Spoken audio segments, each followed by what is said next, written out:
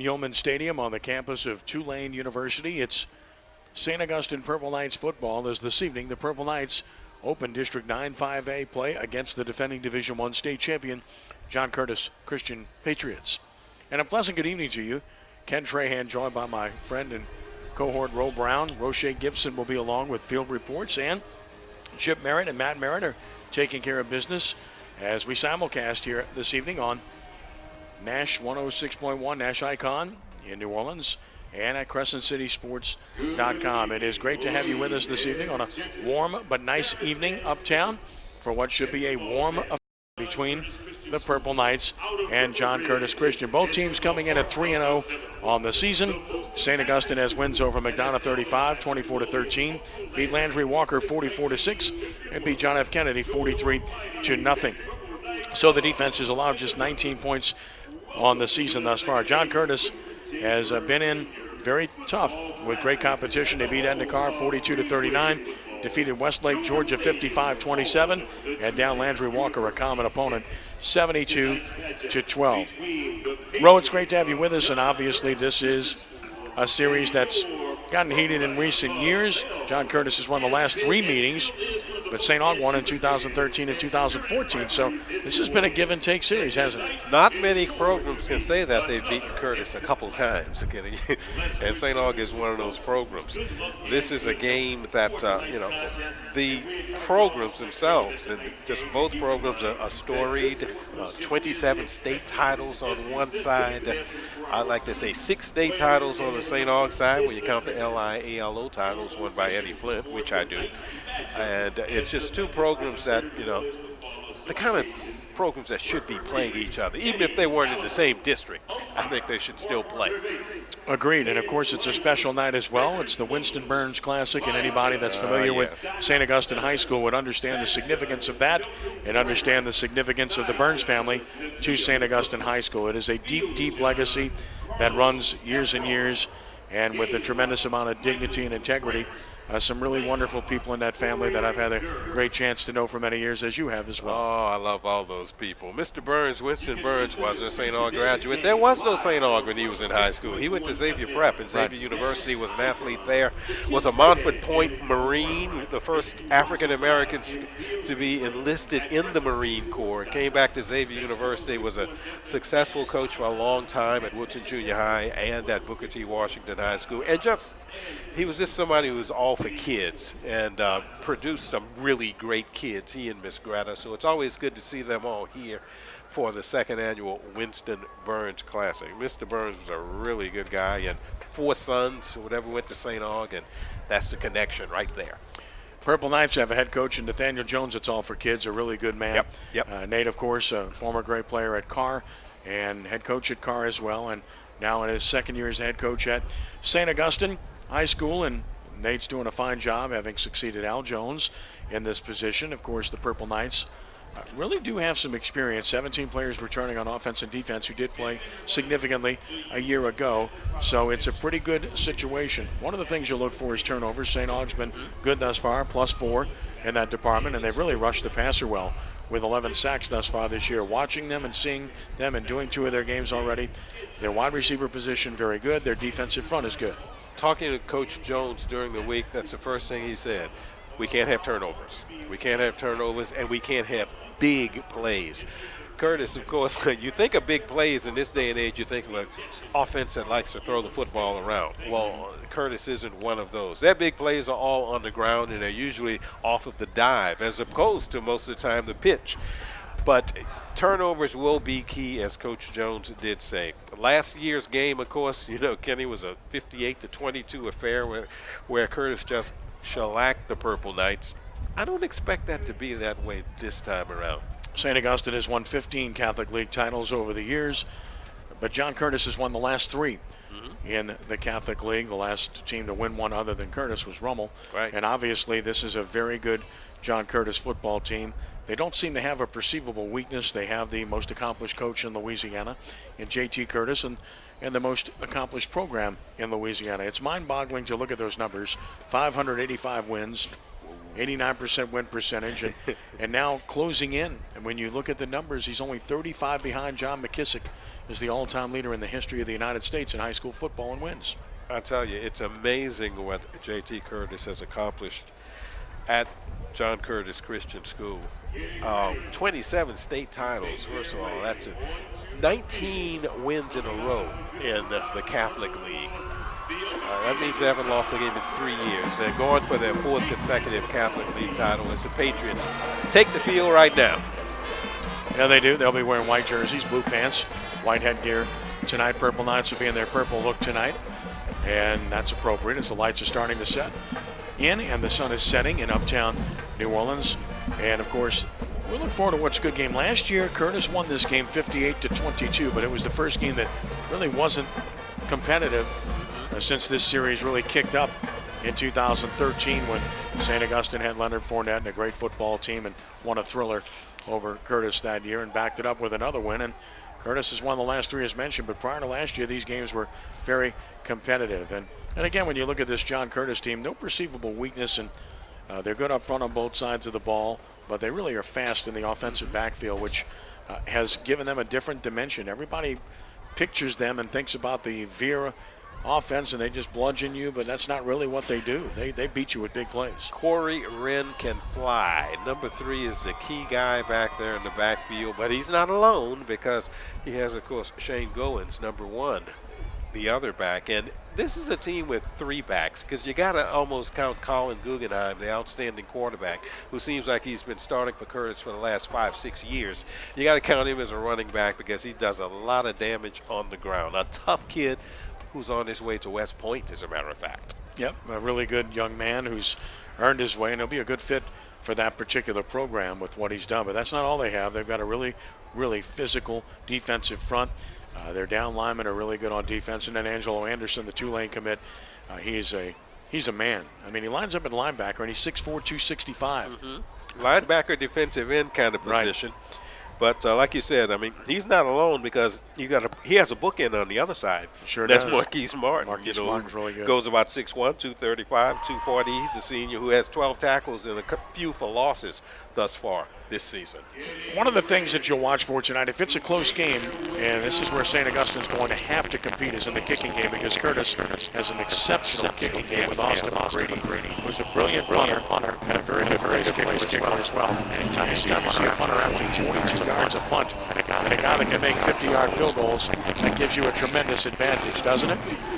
Indeed it does. I mean, McCready, of course, he's also the backup quarterback. So you can remember a couple times season before last where he got to play at the quarterback position and did pretty well. Yep. But as you said, the kicking game is always important, and Curtis is always solid in the kicking game. It's the St. Augustine Purple Knights and the John Curtis Patriots. We'll take a timeout here. Back in just a moment to set the stage with the opening kickoff, and we'll check in with our field reporter, Roche Gibson, as well. You are listening to and watching St. Augustine Purple Knight football against John Curtis on 106.1 FM Nash Icon and at CrescentCitySports.com.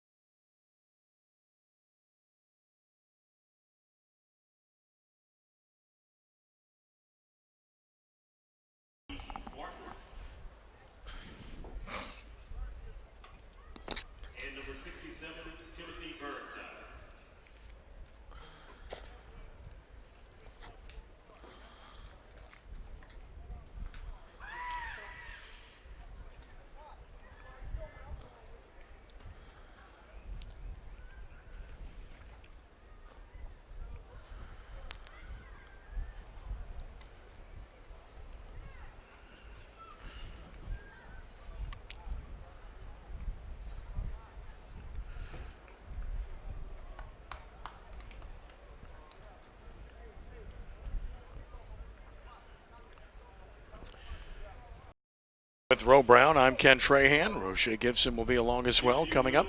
And, of course, we appreciate you being with us here, whether it's on 106.1 FM Nash Icon or at CrescentCitySports.com as part of the simulcast here this evening.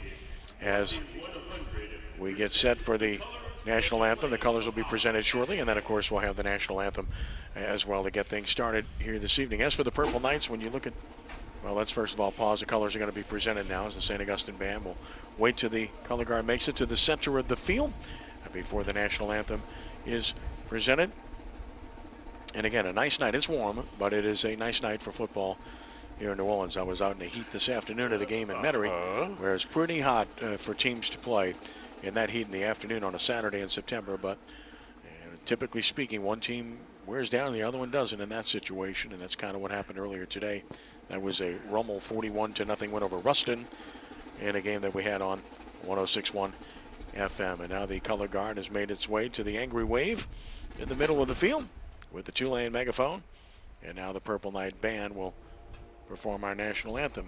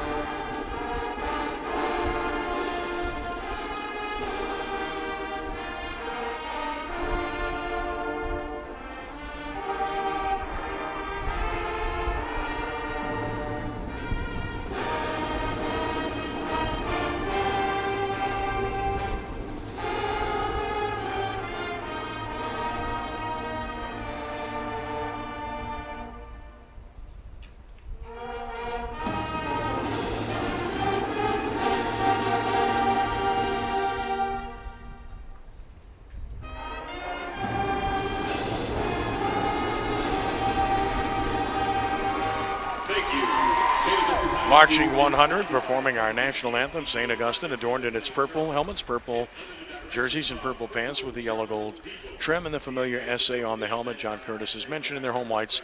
JC on the helmet, red numerals, blue pants here this evening. It's a good distinctive difference, which you're always looking for with uniforms. I struggled in the sunlight earlier today to watch a Ruston team that had white jerseys numbers on white jerseys, huh? Gotcha. White jerseys with bright gray numbers on them. And Gotcha. my poor friend Easton Roth, he had his glasses on, and he said, man, I need better glasses. I said, no, they need better numbers. There you go. A little bit of a different deal. So we always appreciate uniforms that make sense.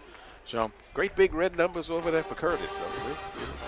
nothing wrong with that. And beautiful yellow gold numbers for St. Aug makes it very easy to distinguish as both teams get set to send their kicking teams onto the field to get this one started here this evening. And St. Augustine is going to get the ball first here. Curtis won the toss, deferred. Or no, I'm sorry. St. Aug won the toss and deferred. And Curtis will get the ball first to get things started here this evening. So that's really the common thing to do now. Everybody seems to defer. Everybody wants to get the ball in the second half, and I understand that. So some people want to do it because they like their defense, or they want to see their defense stop them and get people jacked up. Some people got it that way. Some people, a few, as you said, want the ball. But lately, you're right. People kind of defer. Vincent Joseph will kick it off. Curtis with Shane Goins and Caleb Spann deep to receive to get it started here. It's St. Augustine and John Curtis set to go here from Yeoman Stadium, and we are underway. Joseph puts his foot into it, drives it to about the 12. Fielded there by Spann, 15-20, 25-30, and he barrels out to about the 35-yard line, and that's where John Curtis will put it in play with good field position at its own 35-yard line to get things started here this evening. The Curtis offense led by Colin Guggenheim, the senior quarterback, starting for 4 years now. Wide receivers Joel Taylor, Javon Davis, the tight end Connor Orgeron. Up front, the center Joey Dalferez, the guards Juan Gonzalez and John Drake. The tackles are Rudolph Bowles and Robert Pizzolato. Running backs Corey Wren, Shane Goins as well. We'll see Tony Alexander. 1st and 10 for the Patriots at the 35-yard line. Guggenheim under center. The split back look behind him. That's very familiar. Motion man. Goins gets the call, and he's hit, and he'll be dropped for a short gain. That's Future Lee, who got him at the 37-yard line. So Goins for a gain of 2, lost his helmet. So that's an encouraging sign for the Purple Knights to get things started. It's going to be 2nd and 8. I love that name, Future Lee, and he made quite a play on that one. That's what they'll have to do. Curtis does most of its damage off the dive and on the dive. So they'll have to stop him making yardage in the middle. 2nd down and 8 yards to go. St. Aug pressing the line of scrimmage with 8 men. Motion across the formation left. And a hard dive right. Alexander fighting, but he's going to be stopped after about a gain of 3. Another helmet came off. So 2 plays and 2 helmets are off already. It might be that kind of night. Well, somebody needs to do something in the equipment department there for St. Aug, because you can't have your starters going out every play because the helmet comes off. Antonio Alexander for 3 yards. It's going to be 3rd down and 5 yards to go from the 40-yard line. This is sometimes like long yardage for Curtis at 5 yards. 3rd and 5, split backs again. Behind Guggenheim on the far right hash, and a whistle sounds from the side. St. Aug called timeout as Coach Nate Jones ran out on the field. He saw something he didn't like, right? Saw something. Now, Roche Gibson is the 3rd member of our broadcast team who's stationed on the St. Augustine sideline. Let's get the perspective down there from Roche. Roche, how's it going down there, man? Tell us what's happening. Go ahead, Roche.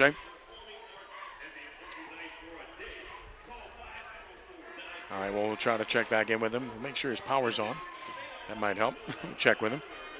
So 3rd and 5 at the 40-yard line.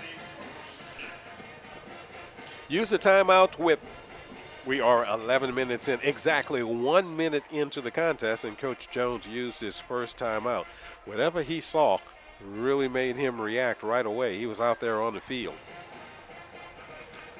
It's a 3rd and 7 situation. I think. Yeah, it looks like it's about, well, it's more like 5 looking at it, but this is our first big play of the contest. So 3rd and 5.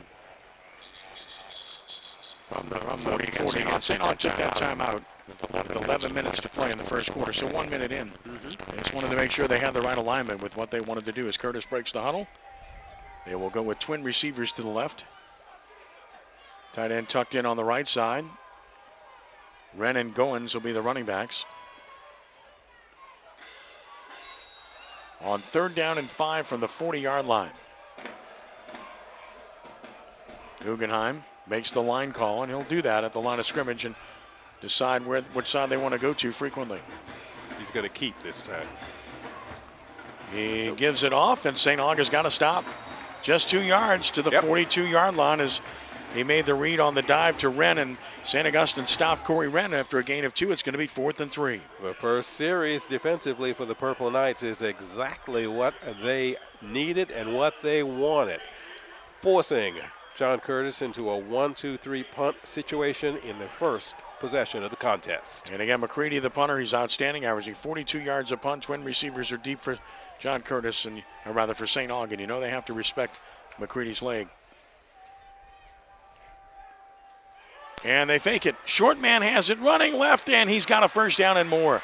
Well, John Curtis pulls out the trick, and they get the first down as they snapped it to the short man, Caleb Spann, and Spann races into St. Aug territory to the 49, a gain of 9 yards and a first down.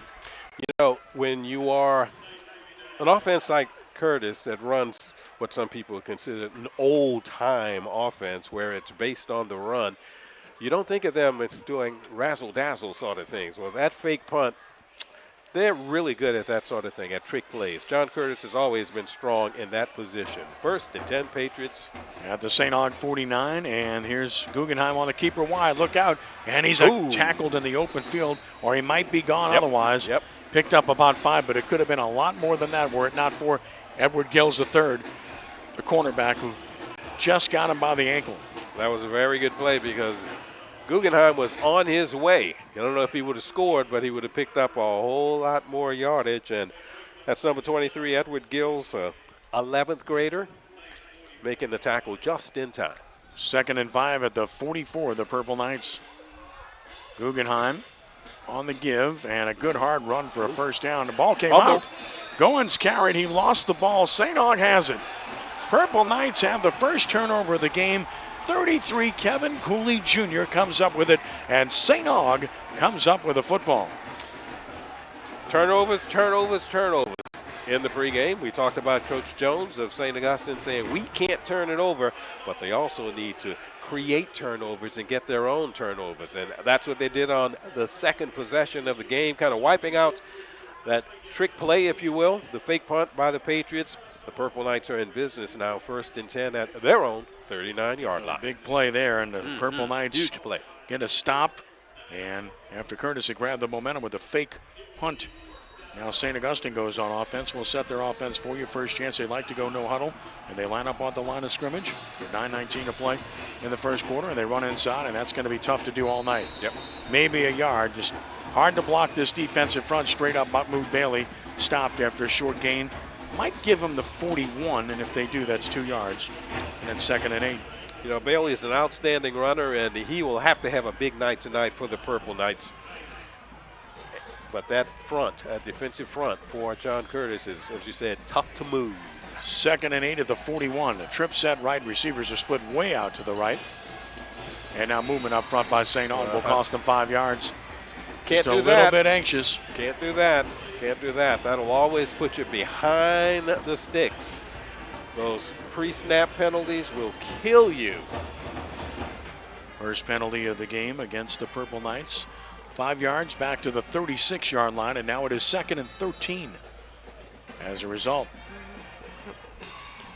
Purple Knights this time will split twins to the left, twins to the right as well. Bailey, the running back. Quarterback is Kendall Sampson. Man in motion. And they give inside to Bailey. Got some room across the 40. Good run to the 44. So Bailey able to pick up 8 yards. Nice little camouflage with made it look like the jet sweep. Instead ran Bailey for 8. 3rd down. We have a possession down coming up for the Purple Knights.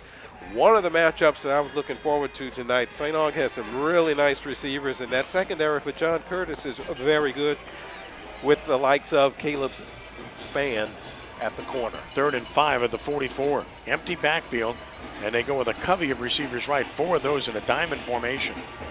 Curtis rushes 4. Quarterback draw. Sampson has got it. First down and more. Across midfield, met hard and driven down, but not until he reaches the John Curtis 47-yard line with a first down, a gain of 9. Quarterback draw, that was a called situation. It wasn't something that he just thought up and did out there. That was a called run for the junior quarterback, Kendall Sampson Jr., Purple Knights in Curtis territory. At the 47-yard line is Sampson able to run it very effectively. Good call, good execution. Empty backfield again. Same formation with a diamond to the right and a single to the left with isolation. Sampson surveys. Play clock to 7, has time. Curtis showing blitz, and they're coming. Quick throw outside to Bailey, looking for a stalk block. Got it. Bailey to the 45, and he runs through a tackle. Outstanding effort by Bailey. Ooh. He gets to the John Curtis 39-yard line. Running hard, picks up 8 yards on the reception. Hard running by Mahmoud Bailey, catching the little pass out there, and he was the tail end of that diamond they had out there. 4 receivers. Purple Knights pick up a good yardage on first down. 2nd and 2 at the 39. Great place to be. Ahead of the chains. Bailey in the backfield with Sampson. That's the 4-man front for Curtis. Keasley looks over to the sideline. So does his counterpart on the outside. Now ready to go. And they took too long. And the snap came late. Did they take another timeout? I believe they did. St. Aug is down to one timeout here. We are not halfway through the first quarter, and St. Augustine's used 2 timeouts. So we'll see. St. Augustine has a history of switching. They have the number 1 reserved for somebody that they want to give it to in every game, and I'm not sure who's wearing the number 1 here today. I don't have it on the roster. I'm going to text Barrett Ray and ask him who's wearing 1 today because he told me last time. I understand it. You know, LSU does that with the number 18, but they do it for the whole year. I'm looking for St. Aug's doing it for the St. Aug's doing it for the 1 game here. He's out on the field. He's at wide receiver. I'm texting him right now. I'm going to ask him. So that's all I'm saying is we want to know so we can identify. Number 1. Yeah, I see him out there. Yeah, there's no doubt about it. So 2nd and 2 when play resumes. And again, the Purple Knights are down to just 1 timeout here, and we have 6:24 to play in the first quarter. Whatever Coach Jones wanted to talk about, they got it done in a hurry because the Purple Knights offense is out there waiting for the Curtis defense to come back. Yeah, and keep in mind you've got the hydration timeout coming here in 24 seconds or so. At 6 minutes. Felt like they had to stop it there, so they did. So now, here we go. 2nd down and 2 at the 39-yard line. Motion into the formation. And the fake and the throw deep down the field, wide open, and he missed him. Would have been 6. Wow. Great fake. And beating his man on the play was Tylee Keasley, but bless his heart, Sampson led him too much. He was there. He got behind the Patriots secondary. He was there wide open, just a little too far for him to grab it in. Great call, just did not execute. And it's 3rd and 2 now. And a 3 receiver set right and a single to the left. Snap it. Give it to Bailey. He is going to fight forward and get the first down. Great effort by Mahmoud Bailey as he trudges down to about the 32-yard line and picks up 7 hard yards. First down, Purple Knights. Bailey is a tough little runner, I'll tell you. He drug defenders along and got the extra yardage to pick up that first down for St. Augustine.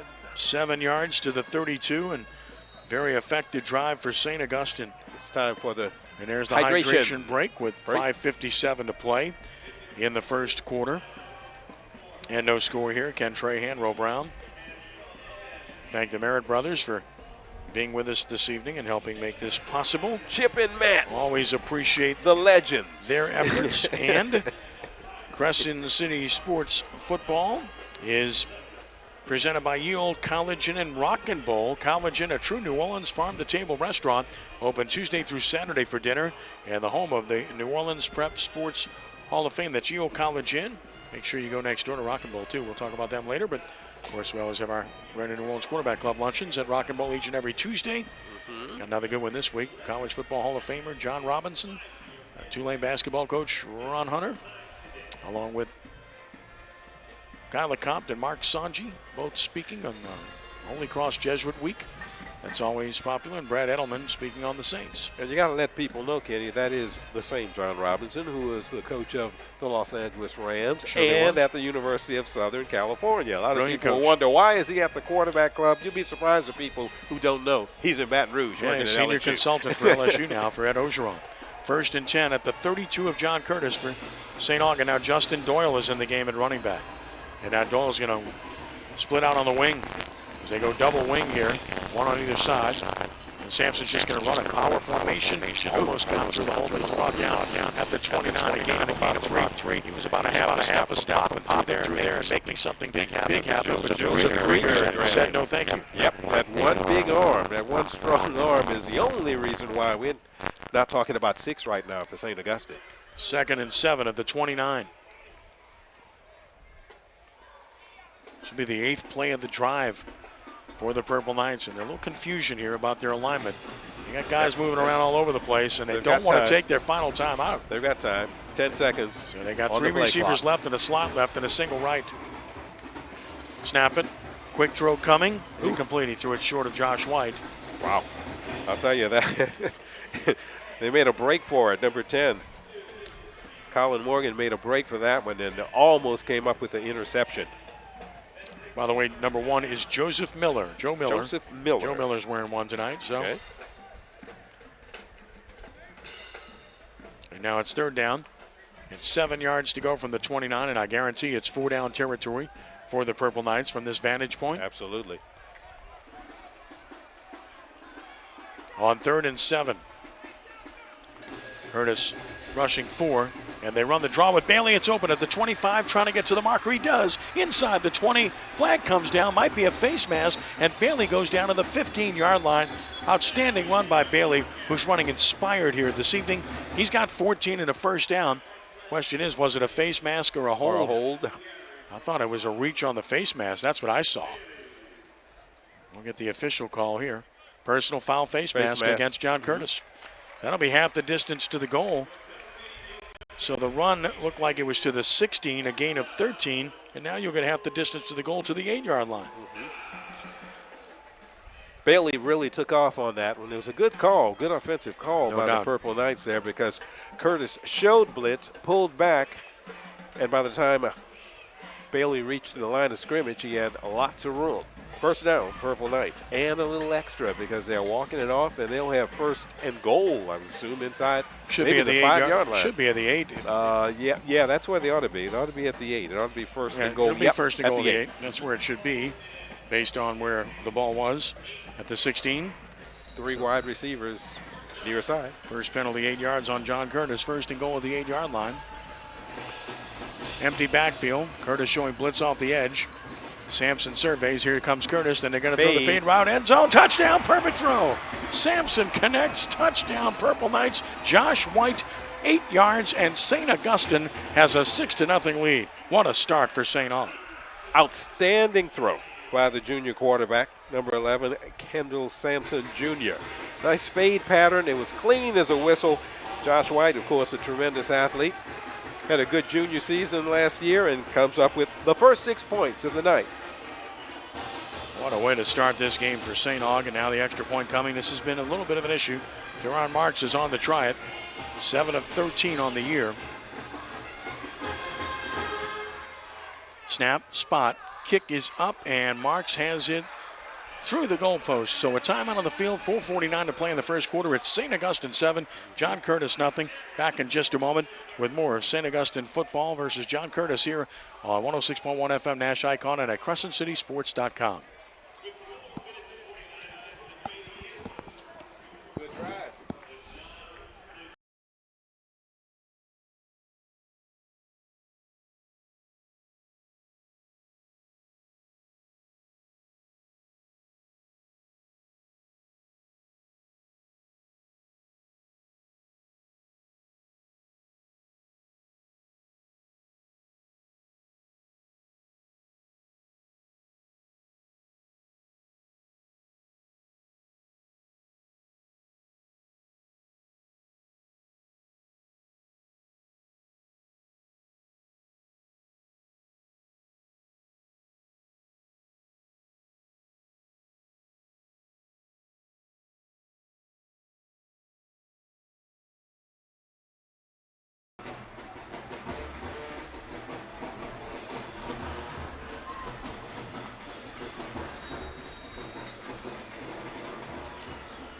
Seven to nothing, St. Augustine on top of John Curtis.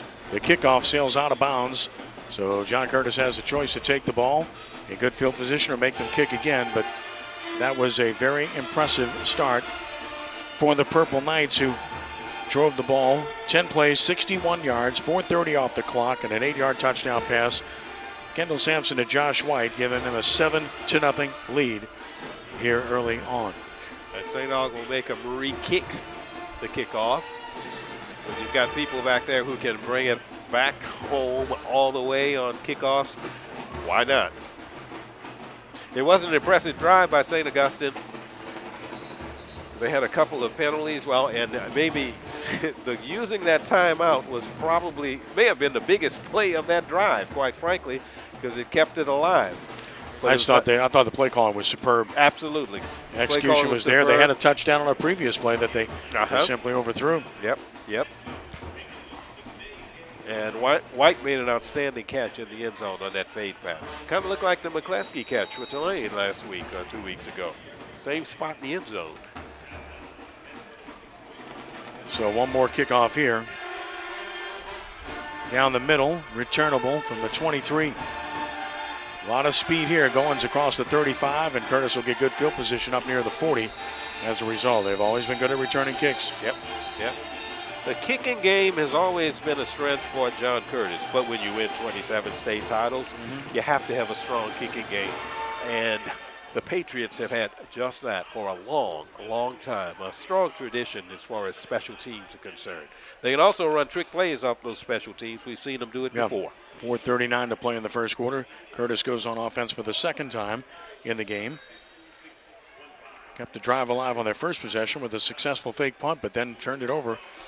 And St. Augustine took advantage. Guggenheim under center, as he always is. Tight end on the left side. And he keeps it going right, and a good job of containing him. Guggenheim takes a big lick as he goes down at the 42-yard line. Excellent job for St. Augustine by 44 Cameron Morris, the senior linebacker. Purple Knights thus far doing a good job handling the John Curtis ground game. They're really doing some good work in the middle there. The Purple Knights defenders in the interior have been outstanding in the early going. 2nd and 8 at the 42 for Curtis, splitting a receiver to either side of the field. Guggenheim surveys.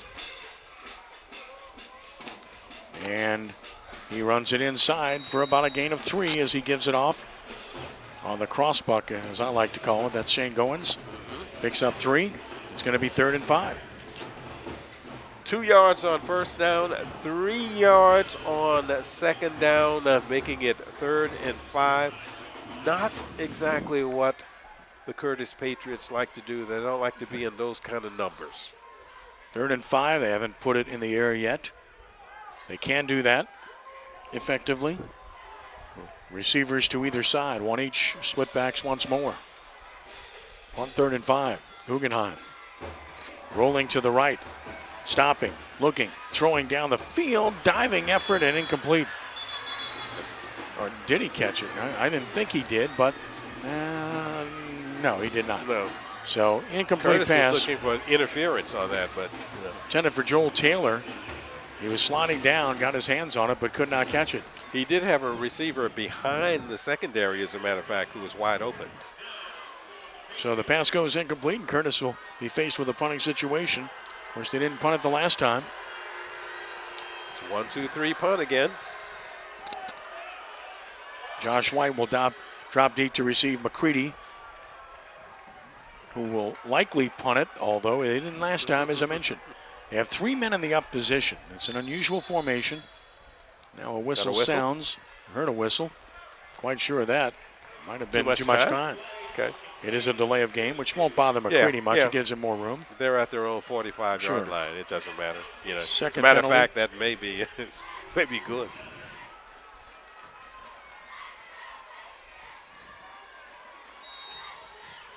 So McCready now will stand at about his 25. Josh White moves up to about the 17 to receive it. Good pass from center. He'll punt it this time. And he hits a wobbly spiral. Another nice kick is going to be bouncing at the 15. Takes a Curtis bounce inside the 10. This is going to work out great for Curtis. It's going to be down all the way down at about the 6-yard line for St. Aug. So McCready does what he does so well as he delivers beautifully here. That's 54 yards and no return to the St. Aug 6. And the Purple Knights will be in the soup with 2:58 to play in the first quarter, leading 7-0. One of my favorite lines. You've heard me say it before. Bear Bryant once told me if the kicking game wasn't important, they'd call it arm ball instead of football. That's a prime example of it.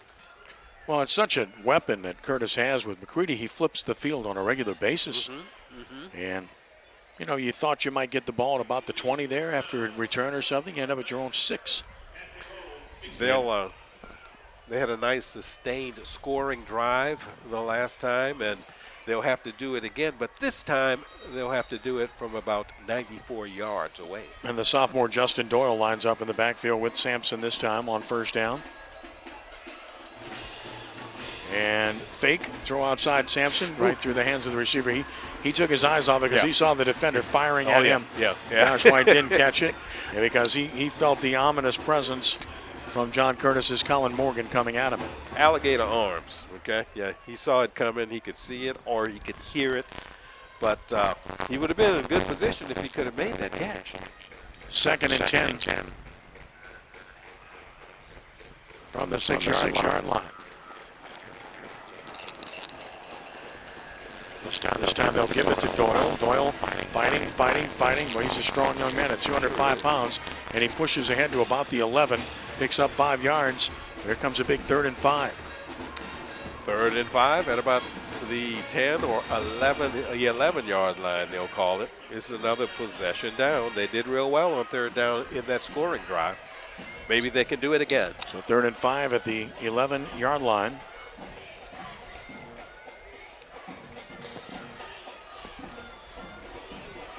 Doyle remains the running back.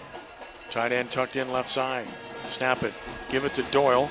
He cuts back, gets to the 15. I think he's short by a yard. He is. Boy, I mean, just across the 15. It's going to be just under a yard short. It's going to be 4th down and not a place on the field to go for it. Yeah. 4th down and a half yard. Looks like they are. That or they'll try to pull them offside. Sure. I can't imagine they would run a play here. Play clock at 20 and running. Teams played too well thus far to threaten to give the ball up in this position on the field. 4th down, less than a yard. We're inside 10 on the play clock. And he's going to use another timeout. Their final timeout, it looks like. Timeout number 3. They're all gone. So they burned them all.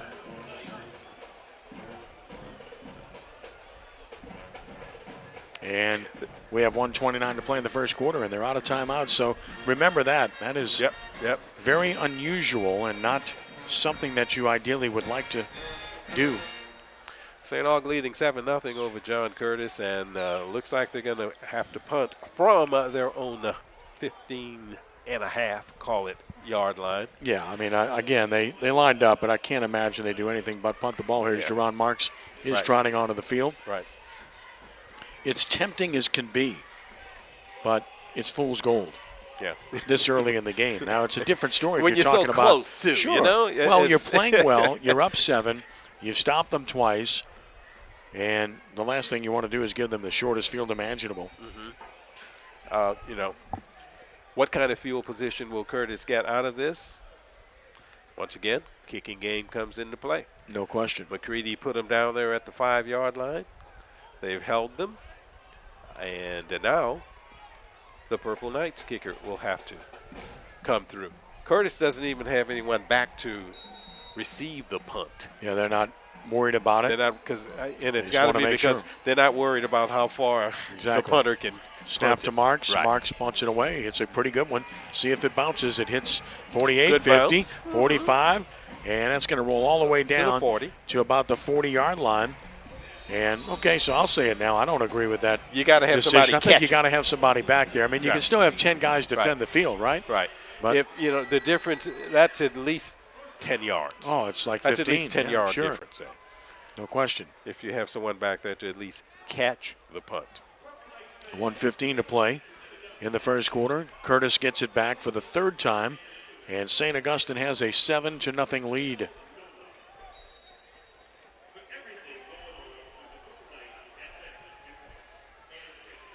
From the 40-yard line. Guggenheim sets him down with twin receivers to the left side. On first down, they run it inside. That's Wren. Corey Wren gets about 4 to the 44-yard line. Wren was bottled up there by Zachary LeBeau. Corey Wren for 4, and it's 2nd down and 6 yards to go. Just his 2nd carry of the game. They spread the wealth. They always have. They always will. Coming into this contest, Corey, 31 carries, 439 yards, 5 TDs for an average of 14.2 a tote. And already they've had 5 ball carriers in this game. 2nd down and 6. Option play short side. Pitch to Wren. Tried to get the corner. Shook one tackle and another. And goes out of bounds short of a first down at about the 48-yard line, which is going to make it about 3rd and 2 as a result. So Corey Wren able to get 4 more to make it 3rd down and 2 at the 48. The first time the Patriots tried to go wide tonight, if I'm not mistaken. As we mentioned before, Corey Wren isn't alone in this situation. Look out for number 1, Shane Goins, who has 227 yards on 21 carries, 3 touchdowns, or an average of 10.8. 3rd and 2 at the 48-yard line. Guggenheim takes the snap, runs the ball himself, and he's loose. He's gone. Guggenheim is going to go the distance. John Curtis is a point from a tie as Colin Guggenheim pulled it, kept it, and he races 52 yards for a touchdown, and it's a 7-6 game. Well, as I mentioned before, this is a big play team. It's what they do, and you just saw evidence of that. They probe patiently until something like that pops open. Guggenheim from 50 yards out. Patriots with a chance to tie it now at 7. 52-yard touchdown run. Austin McCready will try the extra point. You got to account for them shifting, as they always do with their extra point attempts. If you don't align properly, they'll run it in or throw it in. Seen that many times. So McCready for the tie.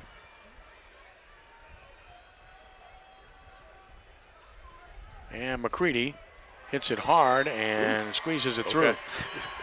So I thought he shanked it. 25 seconds to play in the first quarter. We're tied 7-7.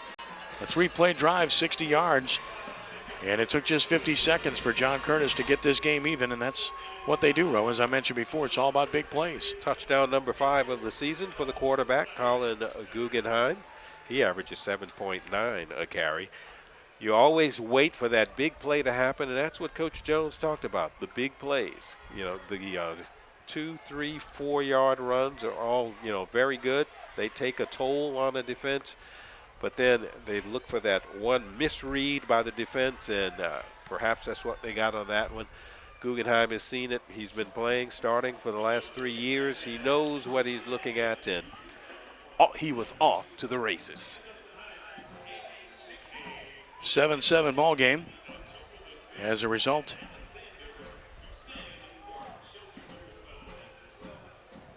7-7 with 25 seconds to go in the first quarter here at Ullman Stadium on the campus of Tulane University. Second consecutive year these two teams have met here at Ullman Stadium. It's the district opener for both in District 9, 5A. Curtis about to kick off to the Purple Knights. We're all tied at 7. See if McCready handles his duties like he normally does and kicks the touchback. 2 receivers deep. They're standing about as deep as you can stand. The ball lands any part of the end zone. It's a touchback by Federation Rules, which played by in Louisiana. Curtis was offside on the kickoff, clearly, no call. And, of course, McCready kicks this ball 9 yards deep. You're just not going to return a kick against him unless he totally mishits one. He can boom it. He'll put it in the end zone, no doubt about it. That gives you, 1st and 10 at the 20. And once again, the Purple Knights will have to come up with some sort of sustained drive. I know that's what they want to do, to tire out the defense and to keep that big play, basic offense of the John Curtis Patriots, but a big play offense nonetheless. Purple Knight offense on the field once again. Kendall Sampson, that quarterback, will have Bailey in the backfield with him on this possession. Could be the final play of the first quarter here.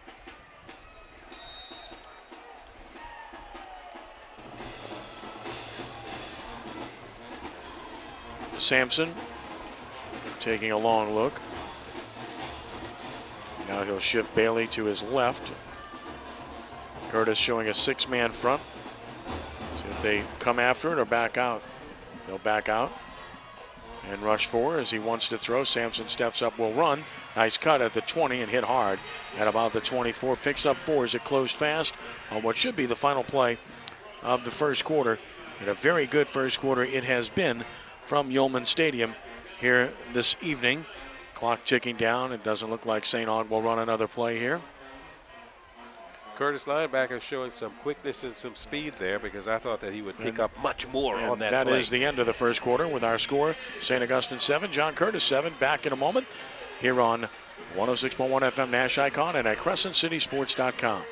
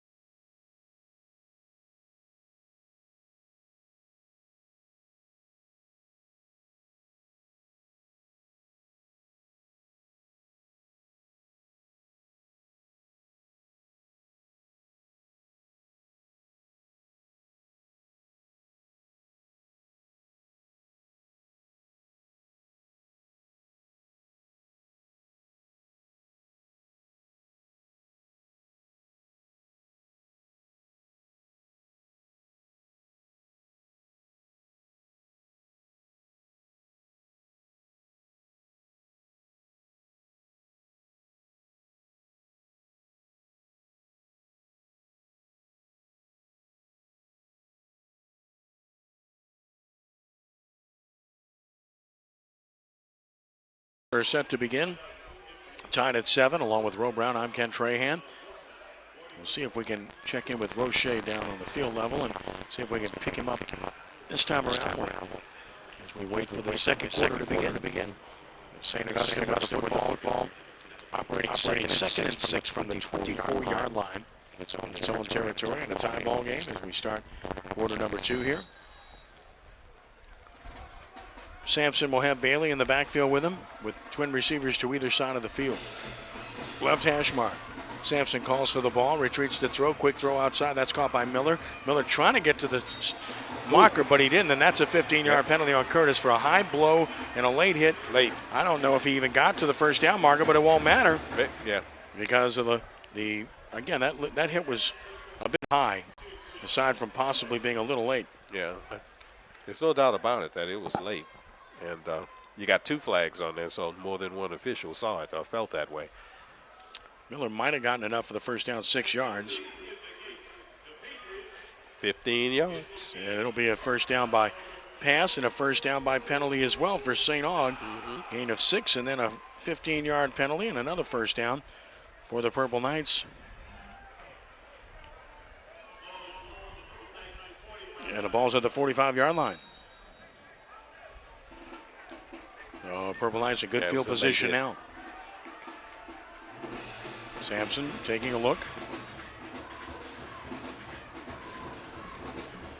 Takes the snap, fakes, throws it outside. Incomplete.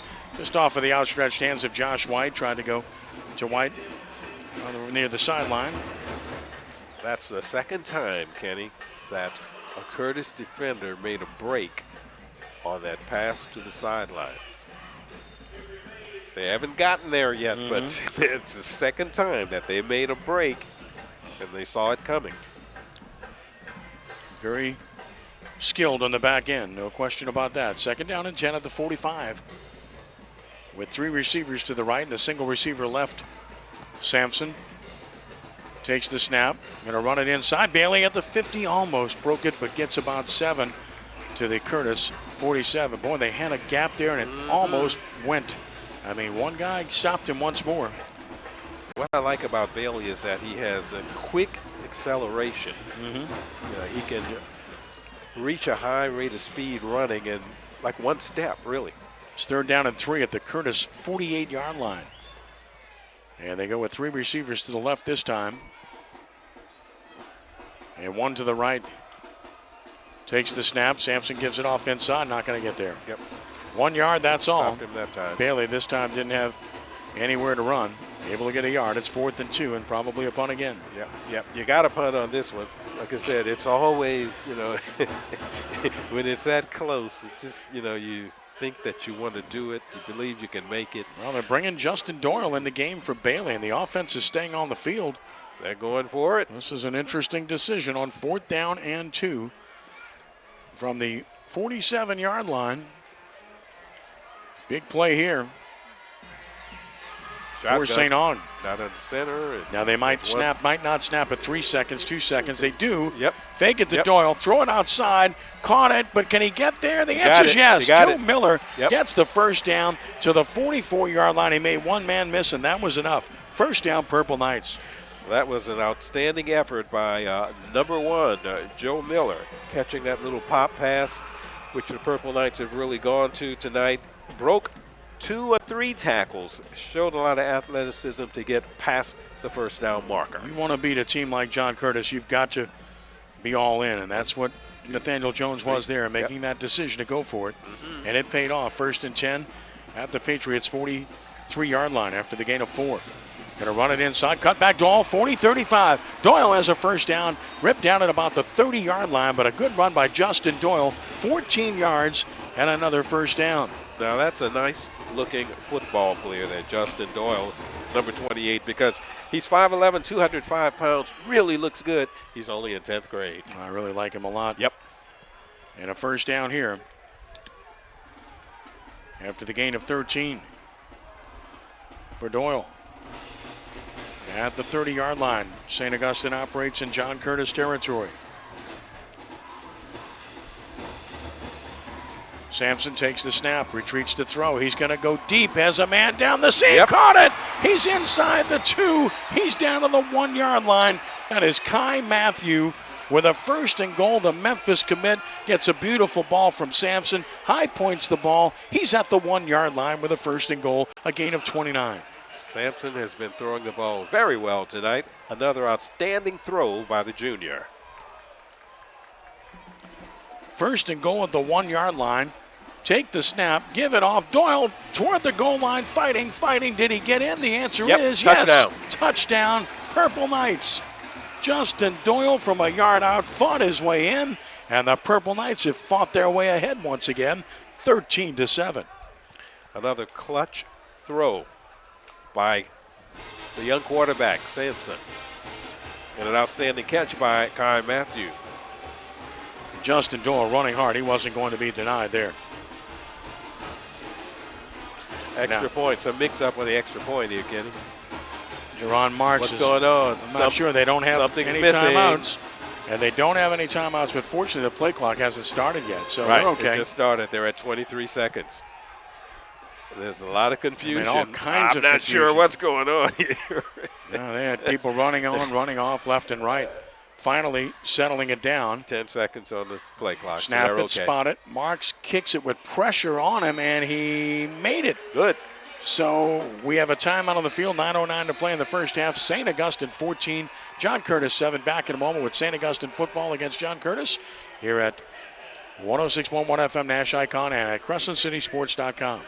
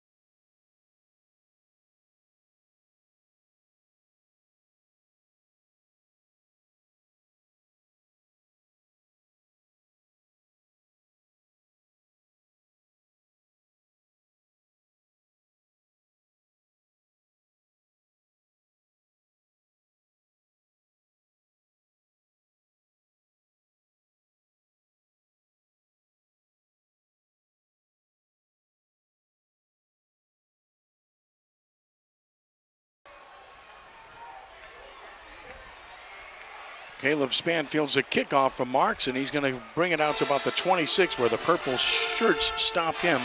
And Curtis will start at its own 26-yard line, down 14-7.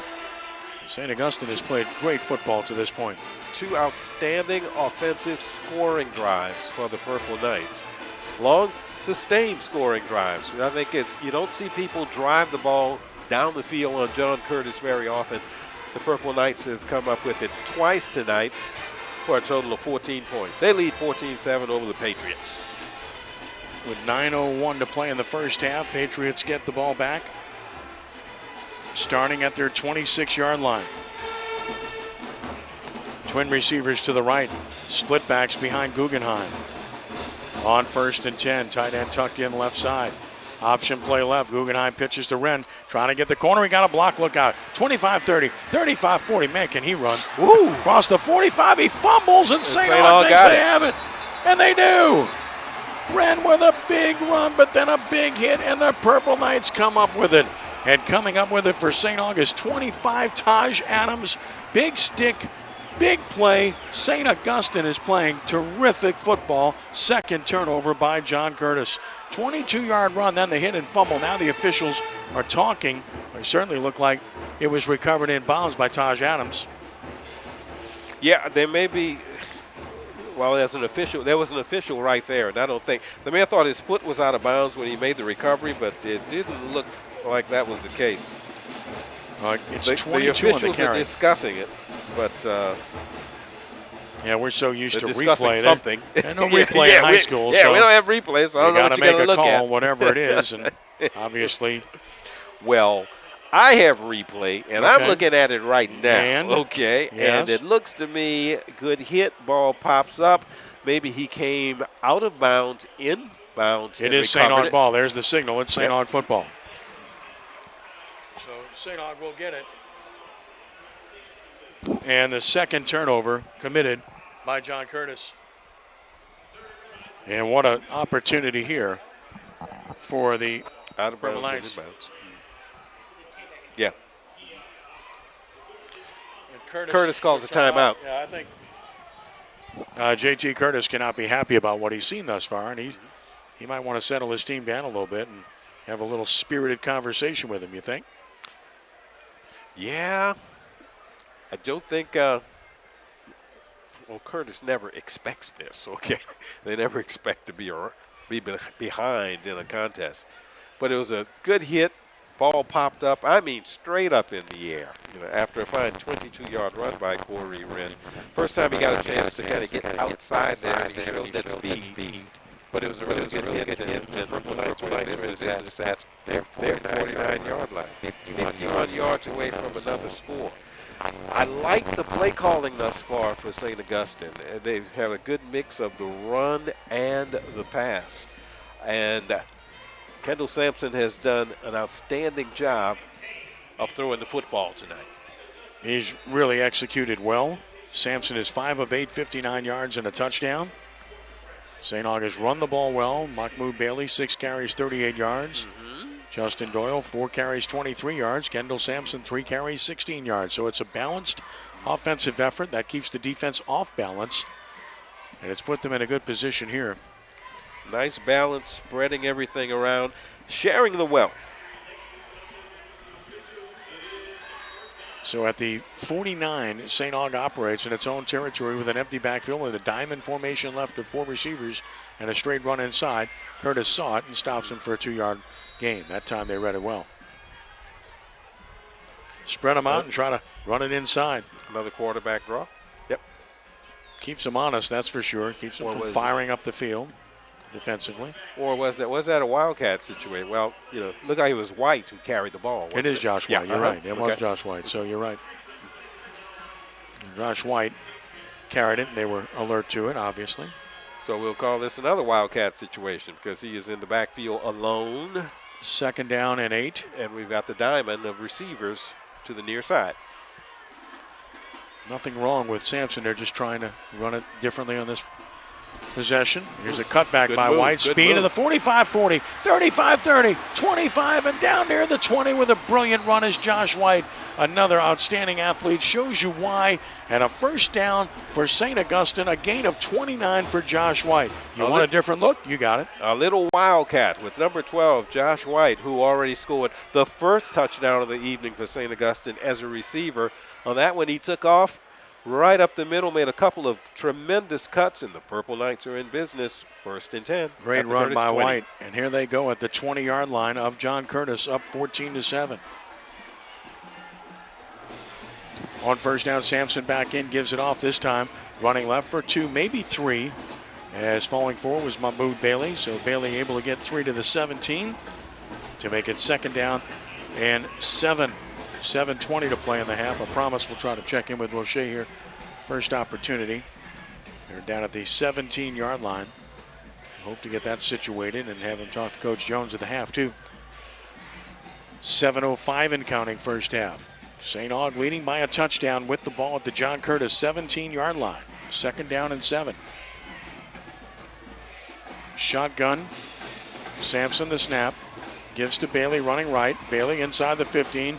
Hit hard and drop, and now a flag comes late. You hate seeing that. Came from the referee. You hate seeing that. It comes late. You know it's going to be holding if that's the case. Right. Colin Morgan made the stop. And the way they threw it back at the 18, and I hate these spot fouls in high school. I can't stand them. I really don't. I just think you penalize an offense way too much.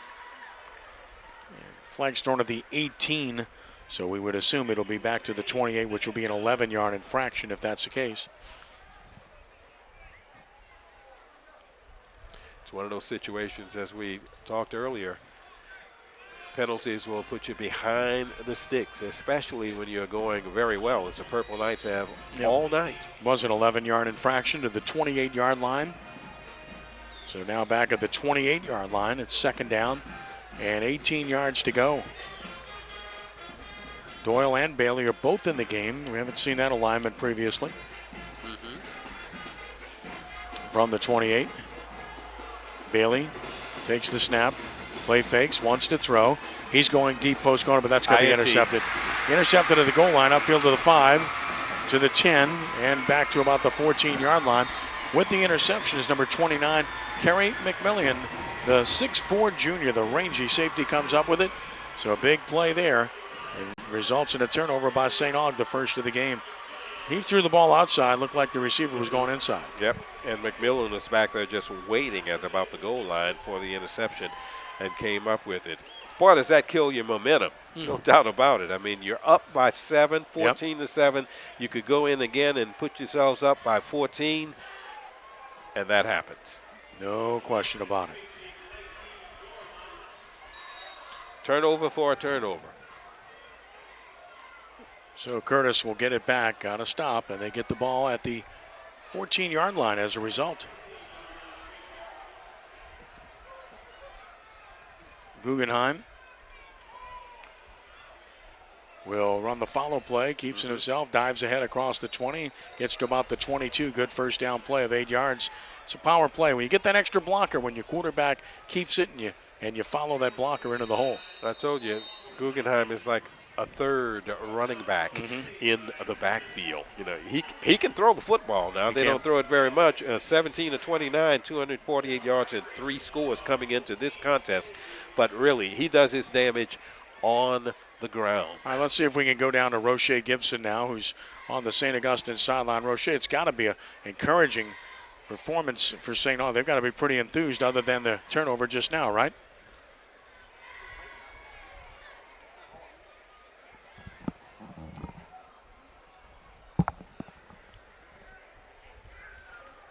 Okay, we obviously can't pick him up, so we're going to have to try to get back to him again. We apologize for that.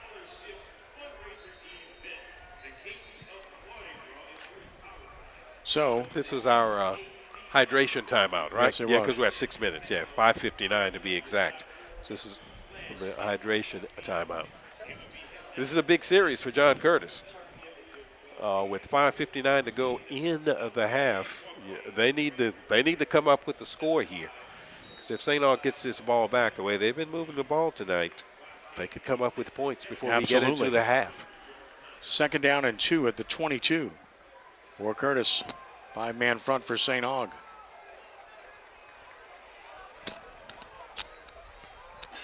Guggenheim pointing toward defenders. Wren is the lone setback, and they're going to run the option right. Pitch to Wren. Wren to the short side, looks for the cutback. It's not there. Well defended. Driven out of bounds for no gain. And a very good job for St. Aug there by 33, Kevin Cooley. We had a turnover earlier. Our Purple Knight defender almost grabbed the pitch on that one. He was close. And as you said, Kennedy, they had it defended very, very well. All Wren could do was step out of bounds. So it's 3rd down and 2 now from the 23. We actually gave him a yard, so it's 3rd and 1 at the 23. They really need to stop him here if they can. This 3rd down play, because you got to figure Curtis won't go for it on 4th down here Not at all. in this position inside their own 25. On 3rd and 1, the fake and the follow and the first down for Guggenheim. Yep. Guggenheim as he crosses the 25 to the 27 and has 4 yards and a first down. Well, the quarterback made that play because he looked hemmed in to me, but he turned it up. And with the toughness and the strength that Colin Guggenheim has, he really looked like a West Pointer there. So first down at the 27-yard line for Curtis with 5:37 to play in the first half. Motion across the formation for Curtis. That's Davis. He sets on the right side now, and they're going to roll. Straight drop. Left, pump fake, and heavy pressure, and sack back at the 17-yard line. What a job to get there by Kendall Rowan for the Purple Knights. He's been terrific all year in that capacity. They have been great rushing the passer, and Rowan does it again here. His 4th sack of the season. Rowan is 6'1", and he's about 210 pounds. Nice-looking athlete. And he made a really good play on there because to get Guggenheim, to get him down in a situation like that, he can avoid tackles. Guggenheim's really good at that, but he couldn't get away from Mr. Rowan. 2nd down and 20 at the 17 after the loss of 10. Guggenheim the snap. Guggenheim on the dive play, hands off, it goes to the 20. Guggenheim took a hit, and that's not going to work. That's not going to work. That is not smart at all. I mean, you just let them out of the hole. No need to do that. Corey Wren got 3 yards, but St. Aug hit the quarterback well after he handed the ball off and knocked him down, and that's going to get called every time. Yeah. That's brutal. Yeah, that's one of those penalties. So, and now a St. Aug player is down. I don't know if it's cramps or what, but. Well, that's a really tough tough situation you let them out of right there. The play was over, and he just slammed the quarterback down. Now we have a Purple Knight player on the field. He's down. Right. He's back at the 25-yard line, and he's being attended to by a number of people. Right. Let's hope it's not something really serious because I saw him go down. He's moving. Yeah. And I hope it's cramps. It's I one hope of their that's bigs. all it is. One of their bigs, I can tell you that.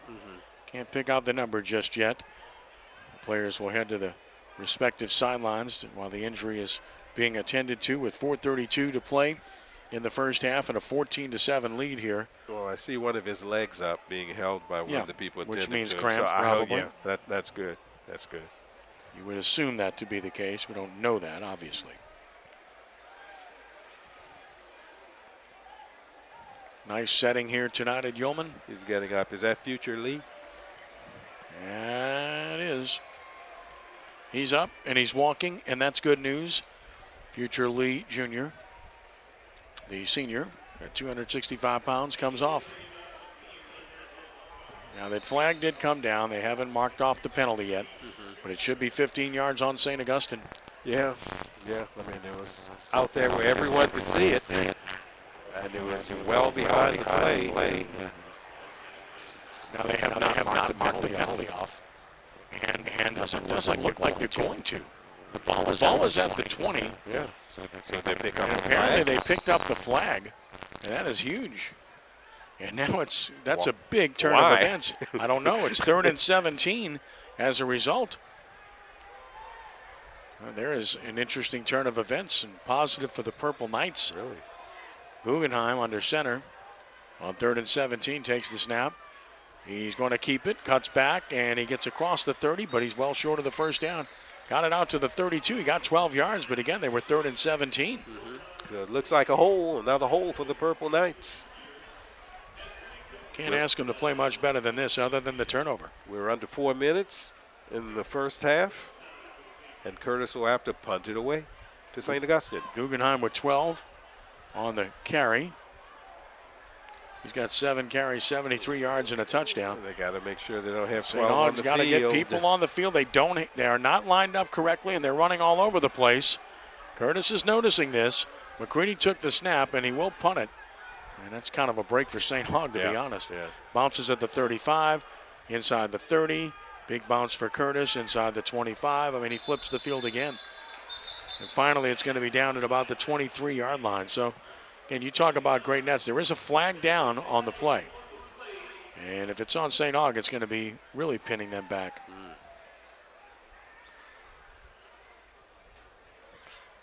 We'll see what It the is on St. infraction Aug. was or is. Illegal substitution. Again, the guy's running all over the place. I mean, it was a consistent problem for them. Yeah.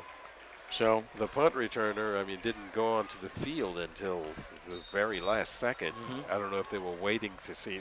I don't know why they would have thought that they were going to fake it. Well, here's the thing. Is it a first down for John Curtis? Well, it's an illegal substitution. They had a 4th and 5. True. Curtis's offense is out on the field. And it is. It's going to be a first down. And this is a 15-yard infraction against St. Augustine. You talk about a huge turn of events because they couldn't get people on the field on a kicking game situation. Wow. You talk about a change of events. And critical. Changes everything here. All the way out to the 47 with 3:19 to play in the half. Third penalty on St. Aug and 31 yards. And that is a critical mistake. And Kenny Curtis is already lined up waiting to snap the ball. And St. Aug looks kind of disorganized right now. Got the defense back on the field. 1st and 10 at the 47 as Curtis has the drive alive on the big mistake. Offensive lineman moved early. They didn't call it at all. They got movement there. And Wren fires across midfield and gets to about the 47 of St. Aug, and they got away with a false start there. Yeah, it looked like the right tackle moved early. And we've got another flag. And this is a flag that's after the play against someone. It's getting chippy down there on both sides. Wren got Curtis is 6, walking but back. There's a flag down to the 49, which so it looks like Curtis figures either it's a on hold them. or a personal foul, one of the two. Yeah, number 68 for John Curtis is running off the field right there. First of all, he was the person who took off early. That was Robert Pizzolato. Yeah. And it's going to be a 15-yard penalty. And I think this personal foul may have been against him, too, because I saw him pushing and shoving. So maybe that was his infraction as well. So they got him for something. 15 on Curtis. It goes back to the 38-yard line after the Wren 6-yard run. So now we're looking at about a 2nd and 20-something. All right. Back at the 38-yard line, it's 2nd and 18. With 2:48 to play in the first half. Split backs. Motion across the formation. And a sprint draw. Goins got a block. Goins, nice tackle in the open field at the 43-yard line for St. Aug by Damon McFarland.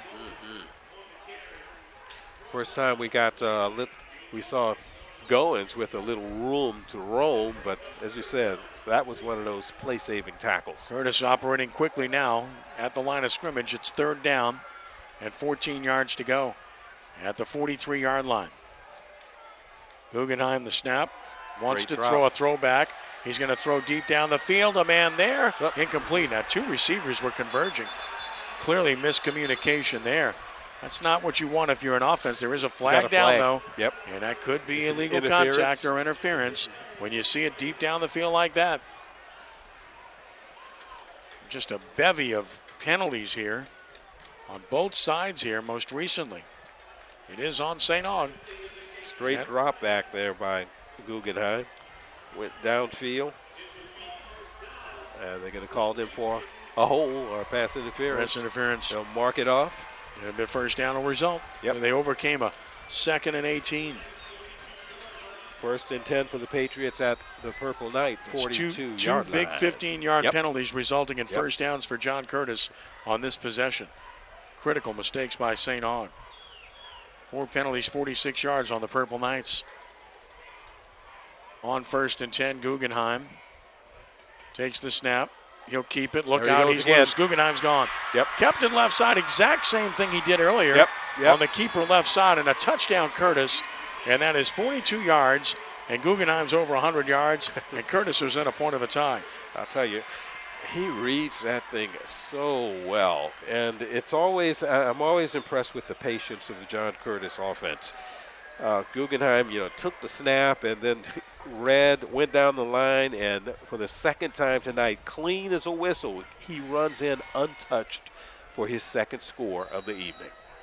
McCready will try to tie the game. McCready lining it up. Again, 2 huge 15-yard penalties killed St. Augustine on that really drive. Did.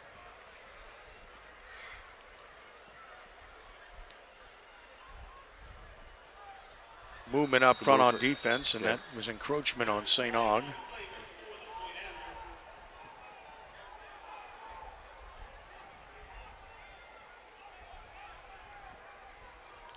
now we have some substitute. Are they going to go for 2? Well, they could with the ball being at the 1.5. Two. Curtis does these things, and they're going to try to take the lead here. They're going to go for 2. Their offense is coming in. Looks like they got some extra linemen out there. Well, you get the ball at the 1.5-yard line. Yep. So it's essentially a 1 yard that you need to make here to be able to score. Now whistles sound again. Timeout, Curtis. So timeout, John Curtis, with 1:57 to play in the first half. It was a 9-play, 86-yard drive, and again aided by 2 massive penalties. Curtis overcame a sack on that drive. Mm-hmm. They overcame a personal foul against themselves on that drive. Right. And found a way to get there. They did. The whole pass interference or whatever. And it's been a great half, though. It's been a very entertaining half. Very well-played half, I should say. I really like what St. Aug's has been able to do offensively against a really good Curtis defense. They've moved the ball very well. They've mixed it up. They've done it with the run and the pass. And Kendall Sampson has been sharp all evening. 14-13, they lead John Curtis now, and it looks like the Patriots are indeed going to go for 2. A lot of choices here. Again, the 2 big plays for Curtis, both fake keepers by Guggenheim, left side. And he'll be under center here. Wren and Goins are running backs, 2 tight ends, power here. Guggenheim the snap, and he'll keep it, and he's in. Ball's in. So John Curtis has taken a 15-14 lead with 1:57 to play in the first half as they took advantage of the encroachment by St. Aug. And you just can't make mistakes against this team and expect to win. And St. Aug made 3 big mistakes on that possession. You know, that encroachment there on the extra point, it's the kind of thing that, you don't think about it. You think about it as something that's minor, a little, but it's given them 2 more points and the lead late in the first half. 9 plays, 86 yards on the drive. 4:16 off the clock. Guggenheim, the 42-yard touchdown run. And then he keeps it for the 2-point conversion. St. Aug needs a big play here, Kenneth. They need a big play in this last 1 minute and 57 seconds of this first half.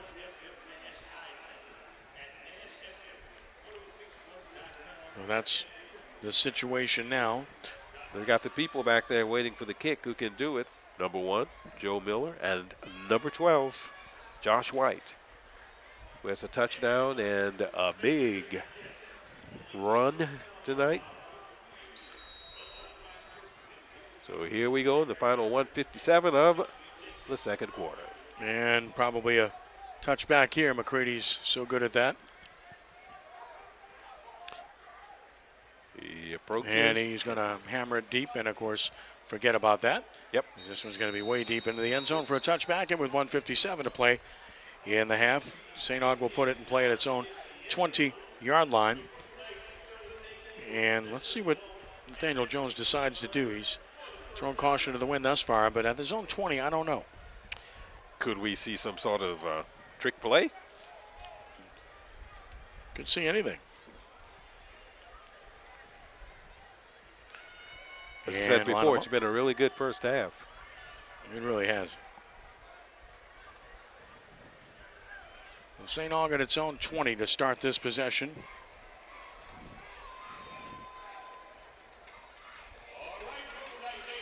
Bailey in the backfield with Sampson. On 1st and 10 from the 20-yard line. With 1:57 to play in the first half, St. Aug operates. Sampson with a hard count looks over to the side and backs off with plenty of time on the play clock.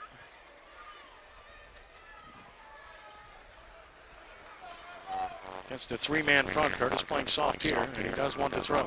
In the flat, caught by Bailey. 20, 25, and out of bounds. Nice little play. It's stopped out to 27. There's Bailey. Maybe the 28. So it's a nice gain of about 8 yards. It stops the clock with 1:51 to play in a half.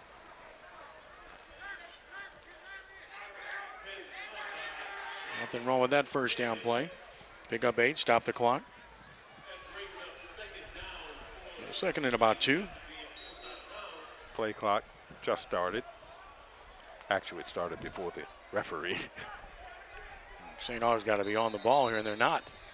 And they don't have any timeouts What's left, the and they're whistle now? pointing. Well, he got out of bounds. The clock shouldn't be running. Got out of bounds, and the clock should not have run. So that's the issue. I mean, there's no reason for the game clock to be running there when he got out of bounds. Clock should be like at 1:48 or so.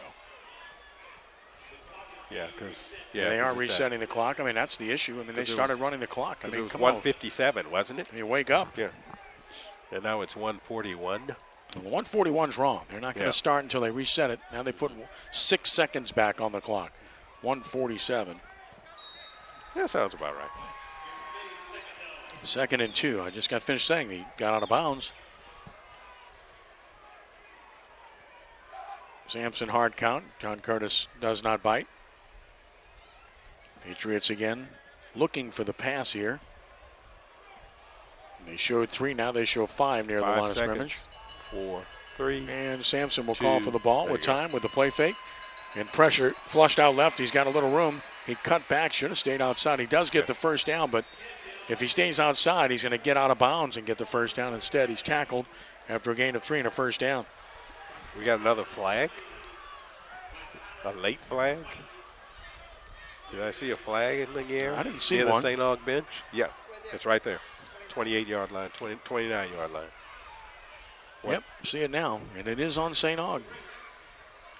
Somebody said something. Somebody in the way. The bench was a. That's a get back. On the bench? The get back, yeah.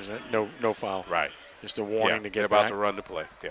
So a gain of 4, first down and 10 at the 32 for the Purple Knights. Now they blow the whistle for play. And that starts the clock. Sampson calls for the ball. 4-man rush. Looks to throw it outside. Dangerous, incomplete. A lot of pressure up the middle, and he threw it out there for Bailey because there was Angelo Anderson was firing in his face as he let the ball go. Yeah, it's the first time we saw Anderson make his presence known. And number 54 for the Patriots, the linebacker, Kylan White almost came up with an interception right there. Dangerous pass.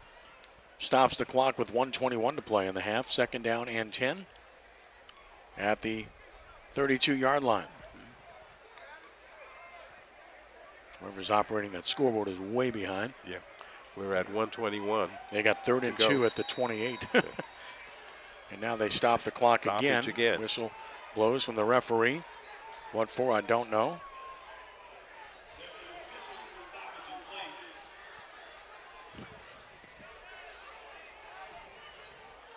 Don't know why. Not sure what that's about either. Yeah. Now the play clock is running. Not the game clock. That's all that matters. At this stage, 2nd down and 10 at the 32-yard line, and Sampson wants to throw. Looking for the screen. It's not there. It gets it to Bailey anyway, and he's going nowhere. Did get out of bounds. He got hit high, and that's an automatic 15-yard penalty. And a huge mistake by Spann. I mean, why do you do it? Right. He's going out of bounds. It's completely unnecessary. And a real break for St. Aug. Undisciplined on that one by number 5, Caleb Spann. Ball carrier was already out of bounds, and he hit him again.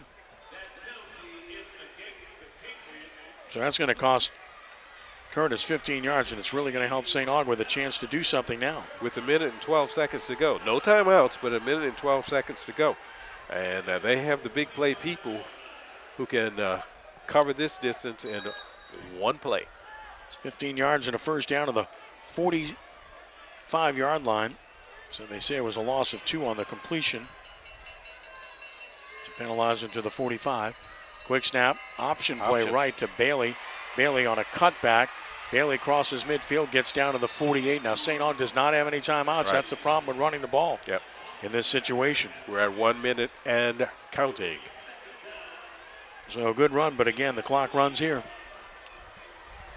Doyle comes in for Bailey in the St. Aug backfield. 2nd and 3. Clock down to 45 seconds. Go right, first down. They'll have to stop the clock to move the ball forward for the first down, but they got to be ready. Dustin Doyle got it to the 40, and now a St. Aug player's down to stop the clock with 38 seconds left. Let's hope that this, once again, is a cramp. It was an 8-yard run for Doyle, who's run well here in the first half. And a first down at the John Curtis 40. The player down. Looks like number 51, Vincent Joseph. Yeah, he's also their kickoff man, so that's a valuable player there. Anybody that does two things for you, you don't want to lose them. You don't want to lose anybody, but again, that's a double whammy there. Valuable enough that Coach Jones is going out to see about him, but he probably wants to go out there just to have a conversation on the side with the officials. 38 seconds to go in the first half here, and it's 15-14. John Curtis over St. Augustine. And what has been a well-played and a very entertaining first half. So it'll be at the 40-yard line. But I bet you Coach Jones wishes he had those timeouts now. Huh? Well, no question about it. Again, that's the problem with that. We talk about it all the time in game situations where timeouts are burned early at every level, and coaches live to regret it. Sometimes you have to take them just based on situations, but they burned all three in the first quarter. Right. Yep. One was well used and resulted in good fashion. Yeah. The others were not what they really wanted. Joseph is walking off under his own power. That's good to see. It is, but now you've got a different left guard in the game, so we'll see how this works out for St. Aug. First and 10 at the 40-yard line of John Curtis. 34 seconds left in the half. Fake it to Doyle. But now the whistles sound again. Another flag on the far side, and this thing is really slowed down immensely with flags and whistles blowing left and right. Well, False start St. Aug. We've been saying it's been a well-played first half, but the last few minutes really haven't been. It's 5 yards back to the 45-yard line. Fifth penalty and 51 yards against St. Aug. Can't afford that. 31 seconds left, no timeouts. If you think in field goal range, you got to think 35 and in, which means you got to get the ball to about the 18-yard line. Joseph came in for one play, but now he comes out again. He's replaced by Larry Francois, a 255-pound sophomore. Sampson play fakes. Wants to throw it deep. Got him. He does throw it down the sideline, and nothing there. Incomplete. Coverage was very good. Yeah, Josh White was blanketed on the play by Dante Thomas. 6'1" senior stops the clock with 17 seconds left.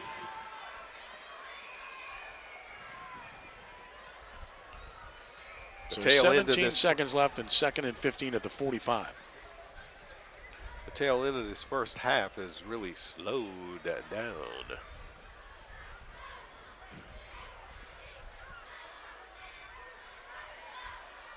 Purple Knights with three wide receivers to the near side, one to the far side. Sampson has company in the backfield. 2nd and 15, quick snap, Sampson. Against pressure, he's going to be pump faking and running right to the 40, out of bounds at about the 37. Wow. That was with impressive. 10 seconds left. That was kind of impressive by Angelo Anderson. First of all, he bull rushed the blocker, got near the quarterback. The quarterback took off, and it was Anderson who chased him down and made the tackle and ran him out of bounds. Impressive. 7 yards commit to the 38-yard line, and now 10 seconds left in the half. Maybe time for two plays.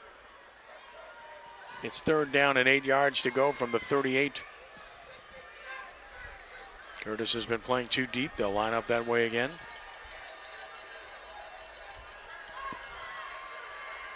Twin receivers to either side. Sampson the snap. Pump fakes, and he's hit and dropped. Angelo Anderson got him for a sack at the 39, and that'll end the half. So Anderson gets that the was sack. Martin on that one, but look like Martin, 44. Look like Martin who got that one. That was Martin. Yeah, right. It was Marquise Martin got him, yep. So Martin on the sack. And the half ends, so St. Augustine trails 15-14 at the half as a result.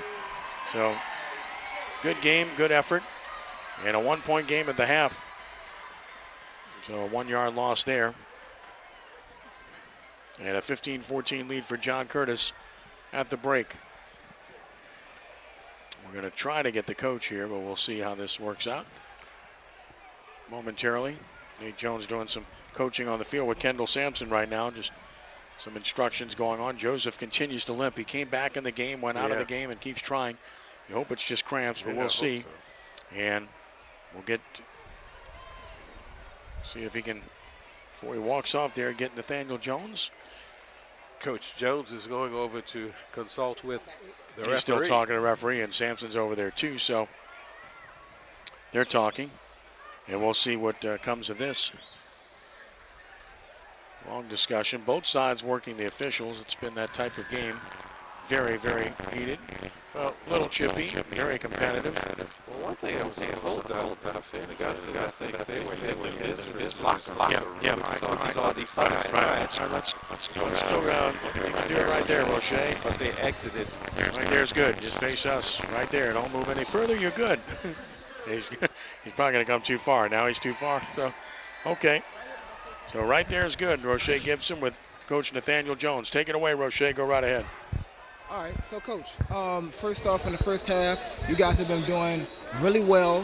How do you plan on continuing to try to, keep things going? With the I don't know about really well. We're down a point, so not leading the game is not doing really well.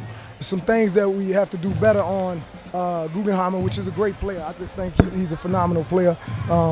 We just got to stay in the game, stay focused, stay disciplined, and just make sure we're doing our assignments. Okay, and also offensively, you guys have slowed up from what y'all was doing. Y'all was keep going. Y'all was passing. Y'all was running. What do you guys plan on doing to get back into that? We just plan on taking what they give us, playing smart football. Our guys have to play smart. Kendall, our quarterback's doing a great job managing the time and doing the things that we're asking to do. So if we just keep doing what we're doing, but we got to do it better. And I don't think it's a great job being down one. All right, well, thank you so much, Coach. Good luck on the second half. All right, thank you. God bless. All right, that's the Coach Nathaniel Jones with Roche Gibson. It's halftime, and it is 15-14. John Curtis on top of St. Augustine. A really spirited, competitive first half. I thought St. Augustine had the upper hand much of the half, but it's been all about, I said before the game started, it's all about big plays for John Curtis, and that's what's happened. 2 big plays by Colin Guggenheim. 2 big plays, the difference in the game, as you said, by the Patriots quarterback, Colin Guggenheim. 2 long scoring runs. And then, of course, there was that infraction on the extra point attempt by John Curtis, which moved the ball just a little bit closer to the goal line, and they went for 2. And once again, there was Mr. Guggenheim crossing the goal line for 2 to make our score 15-14. John Curtis leading St. Augustine at the half. So bands will perform at halftime, and of course, we will tell you all about what's coming up. But first, we'll take the timeout here at the break. It's John Curtis on top of St. Augustine, 15-14 here at Yeoman Stadium. Back in just a moment with our halftime show. You are listening to the St. Augustine High School Purple Night broadcast here on Nash 106.1 FM, Nash Icon, and of course also watching at CrescentCitySports.com. Back in a moment.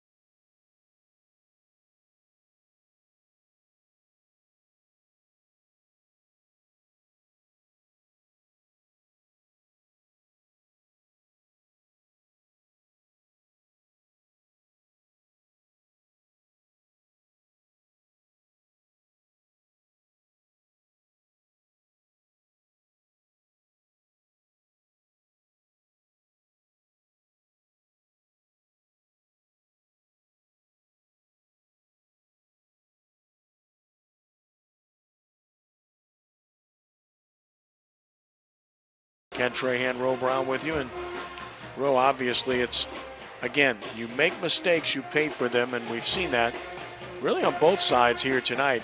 Of course, St. Augustine knew it needed to be very, very crisp in that area tonight. And the interception really hurt when they had a chance to get points and go up more than a score. And then the 2 penalties, which enabled Curtis's drive to stay alive, also turned out to be huge. So we are at 2-2 as far as turnovers are concerned, right? Well, I mean, you had the interception by. Yeah, but we're at 2-2 as far as turnovers, I think it is. So, I mean, you had the interception from Sampson. That was the 1 turnover for St. Augustine. And you had the 2 turnovers by John Curtis. So that was pretty much the way it unfolded. Not a lot of penalties, but penalties at very inopportune times had a great effect, I think, on the contest. It did, as the Purple Knight Marching 100 performed as we speak. And, of course, looking ahead, as we are always apt to do, next week, St. Augustine will get Brother Martin at Tad Gormley Stadium on Friday night. Brother Martin's a good football team. 4-0 on the year. They've been really good. Yeah, Mark Moniz has them really going.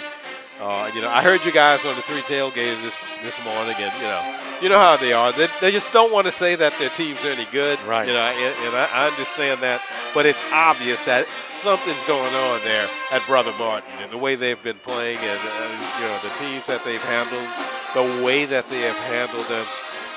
Playing great defense, shutting out a team like Carver, an offense there.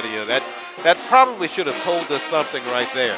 But they're also getting solid, good enough play from their very young quarterback, Mr. Mamahat, and that always helps.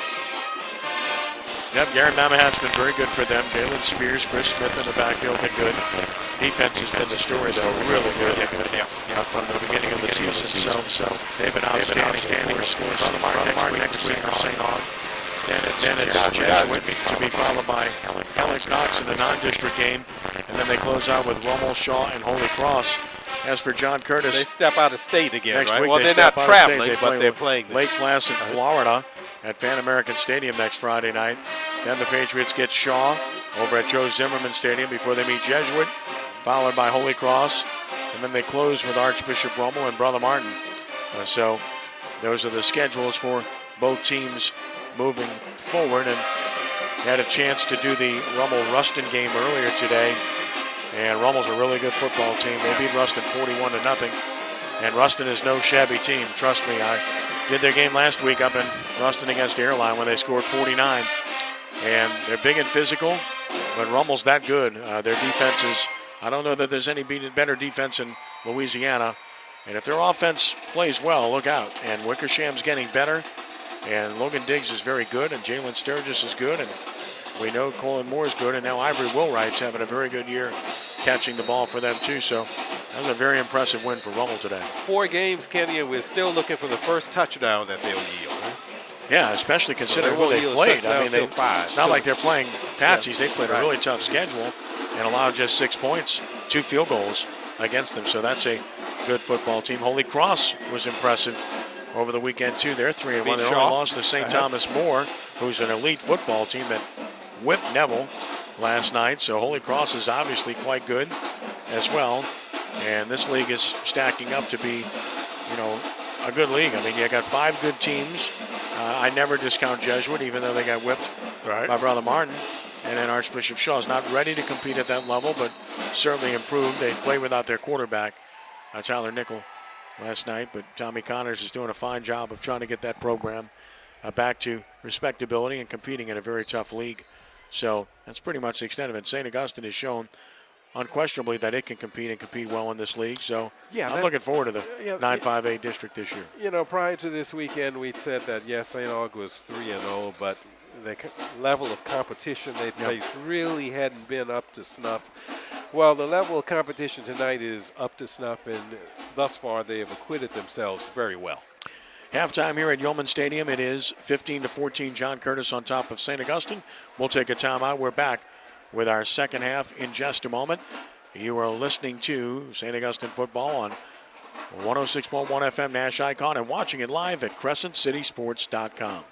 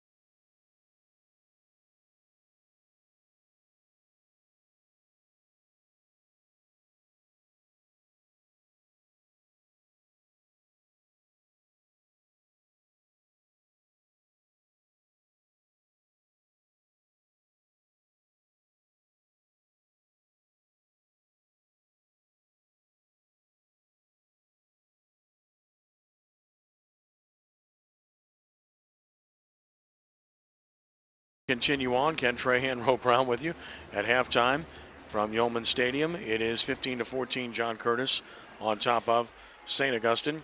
And teams, at least one team is back out right now and getting loose. We're waiting on the other team to come out. St. Aug's now out, and they were warming up in the other end zone as well. So, again, I'll say it for the 5,000th time. These high school halftimes are just simply too long. I love the bands. I love the dance teams, but they've been finished with that for about 5 minutes now. Am I wrong or not? But is this something new? Well, no, it's been like this for years, and these halftimes are 25 to 30 minutes, and why anybody needs that much time is beyond me. It doesn't work like that in college. It doesn't work like that in the pros. Well, they still tell bands that you have 7.5 Yeah, and they get them up. Well, you saw when 15. St. Aug's band got off the field with about 5 minutes left on the clock. Yeah. So you got 5 minutes run down, and then they put 3 more minutes on. But they stopped it. No, they put 3 more minutes back on. That's what exactly. they do Exactly. in all the games. It was at 2:35 when they stopped, and then you look back up. Right. So it just, again, it goes on, and that's why these games last as long as they do, and there doesn't seem to be any rhyme or reason for it. It's one of those situations that continues to be perpetuated. Yeah. Yeah. And now the Purple Knights make their way to the sideline. Players need more rest or something? I don't know. What? I don't get it. Like I said, don't get it. Yeah. The officials have been standing at midfield talking for a while, just talking among themselves. And they don't seem to be in a hurry. No, I mean, they just let the clock dictate everything, when, in fact, if they're ready to go, why are you waiting? I don't know. But this happens at all of these games, inevitably. We're accustomed to seeing it, so we've gotten used to it. These are two schools that have rich traditions of producing a bunch of NFL players, don't they? Yes, they do. I think I saw something on the internet that at the top 40 high schools as far as producing NFL players. Mm-hmm. Again, that's people if you just had one. Yeah, well, St. Augustine's right near the top. They were number 6. Yeah. St. Aug was number 6. Sure. Mm-hmm. John Curtis obviously they've not had as many as those, but they've had some quality of the people they've had in the NFL. There's no doubt about that. People like Joe McKnight, Reggie Dupart, Chris Howard, Jonathan Wells, Kenny Young is up there now, carrying it on. So, we produce our share of football players. We got all that right. know that. We all know that. Mr. McCready is going to kick off for the Patriots. Well, we know what that means. Touchback, start at the 20. So Josh White back there. Do we need to even call it here? So you think they ought to just give it to him at the 20? Joe Miller's back there. At the 20? Joe Miller back there with Josh White. So, and like I said, the only way he doesn't kick the ball in the end zone is if it's a mishit. So it's quite a weapon. So if you're not able to return a kickoff, you got to drive the field against this team all the time. They're going to make you go 80 yards. Right. And then when they punt the ball, they flip the field as well. So, again, you're going to have long fields against John Curtis unless you get turnovers, which St. Augustine has come up with a couple in this game. So we're about to start the second half. A real amazing statistic, I just thinking back to earlier today, was in 4 games now, the Rummel team has forced 17 turnovers. I mean, it's just remarkable. It's frightening, man. How many INTs did they have today? 5 today, yeah. 5 by 5 different players? 5 different players. Wow. Here's the kickoff by McCready. He hammers it deep and just stare and watch it float well into the checkerboard. And it will be St. Aug ball at the 20-yard line. Gee, that was a tough call to make. So Purple Knights go on offense. They were efficient in the first half and hope to continue that here in the second half. As Kendall Sampson, who got a lot of talking to from his coach right at the end of the first half, makes his way back out there to run this offense. Operating from the 20-yard line as they make their way onto the field. And again, they don't like huddling. Joined in the backfield by number 22, Mr. Bailey. Starting from the 20 with 3 receivers left. 4-man front for Curtis and a 6-man box. And they run into it, and not much room at all for Bailey. As he's gang tackled at the 21, a gain of 1 yard on the play. Matthew Jane was there with Joseph Krieger. 2nd and 9. Monroe Bailey, 49 yards rushing in the game now. 2nd down and 9 from the 21.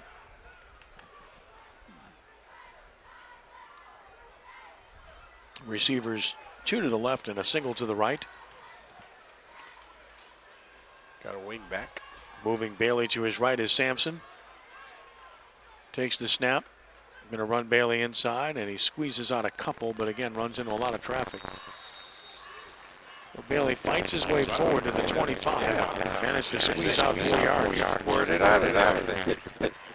That's a bottom of 5. Third down and 5 now. For St. Aug from the 25-yard line. That was a good run by Bailey. Didn't look like much, but he ended up picking up 4. 3rd and 5 at the 25. St. Aug will go with 3 receivers left again. And a single to the right.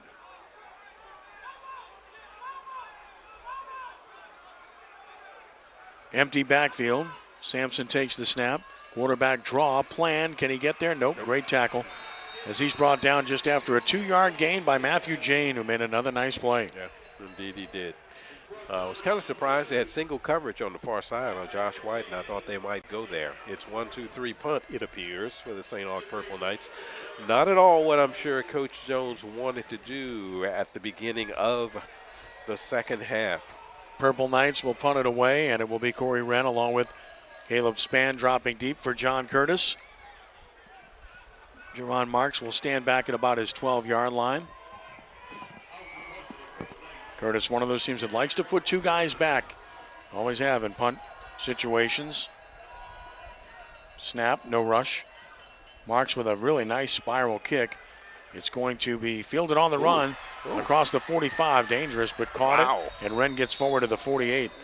Showing some courage there is number 3, Corey Wren, fielding that punt with Purple Knights all around him. But it gives the Patriots good field position. They'll have it 1st and 10. Patriots start at the 48-yard line with 9:36 to play in the third quarter and a 15-14 lead for Curtis as Colin Guggenheim leads his offense.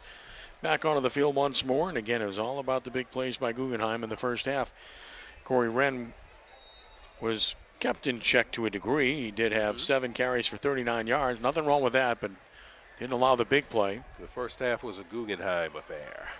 Split backs behind Guggenheim. Receiver to either side.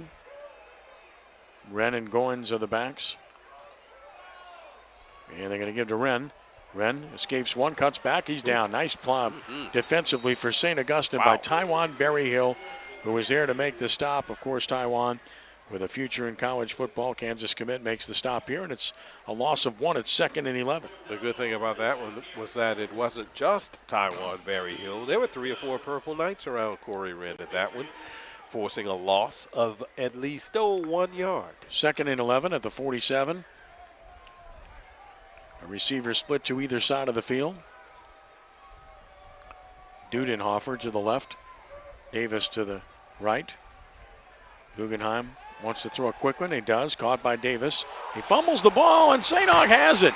Davis caught the ball, took the hit. St. Aug recovers it.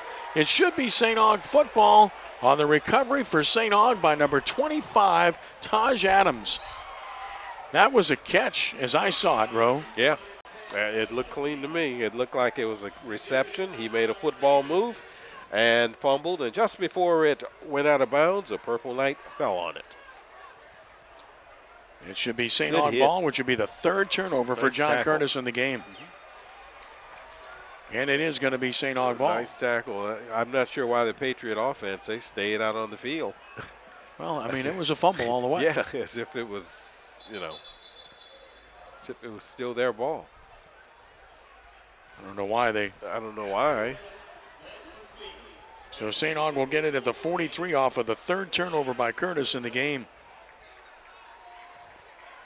And the Purple Knights hope to take advantage here with good field position. And 8:50 to play in the third quarter. 15-14, Patriots on top. Well, if you wanted to draw it up, if you're Nathaniel Jones, Before the game, you say, we get 3 turnovers, we got a good chance to win. So what do? You try to go and hit them with one downfield? Bailey, the running back. Sampson wants to throw it. Sampson pump fake, steps up. He might run. He's going to be hit. Shook one tackle and gets out to about the 46-yard line. So he picked up 3 on the play. It'll be 2nd and 7. Looked like that's what they were thinking about, hitting them with a big one downfield on first down after the turnover. 2nd and a long 7 from the 46. Again, a 3 receiver set to the right, a single receiver left. On 2nd down and a long 7. Sampson gives it off. Doyle fights through a tackle, still fighting forward. Good hard run as Doyle gets to the 49 of John Curtis for a gain of 5. It's going to be 3rd down and 2, a big down coming here. Talk about a strong, good-looking young guy. He's just a sophomore, is Dustin Doyle. 5'11", 205, and he is well put together. 3rd and 2 at the 49. Doyle the setback and a whistle sound from somewhere. Official call timeout for some reason. I don't know that I don't think the play clock started to run. But now the officials want to talk about it.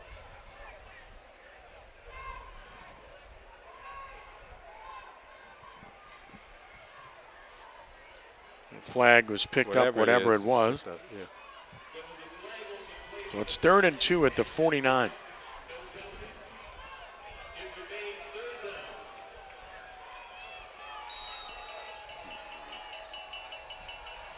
Sampson in shotgun with Doyle next to him.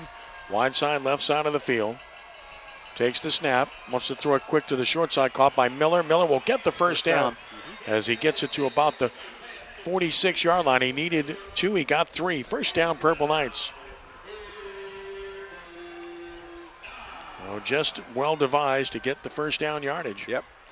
They've been throwing that pass a whole lot tonight. The little pop pass. The blockers in front. It's the 2nd time I think they've converted a first down on that play. 3 yards to the 46 and a first down. With 7 minutes and counting, 3rd quarter. Still 15-14, John Curtis. Sampson calls for the football. Quarterback draw. Nice cut, but gets hammered good tackle as he crossed the 45. I mean, he was stood straight up and driven back. A big-time hit right there. Yeah. About as good as it gets. That was a perfect tackle right there. Really good as you look at 48, Angelo Anderson, and 99, Joseph Krieger there. Kylan White also there. Nice group of linebackers. 2 yards to the 44. It's 2nd down and 8. Boy, they've run a lot of quarterback draws in this game. Yes, they have. 2nd and 8. 2 receivers left, a single right.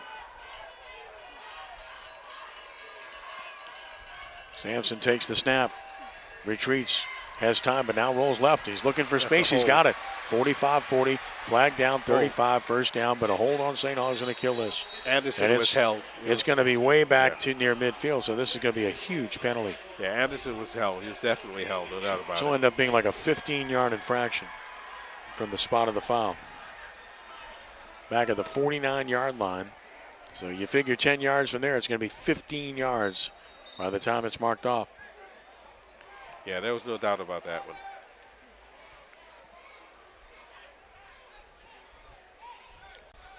These kind of penalties, or any penalty, but especially these after you've got a nice pickup, you're picking up a first down, and it's wiped out by a holding penalty.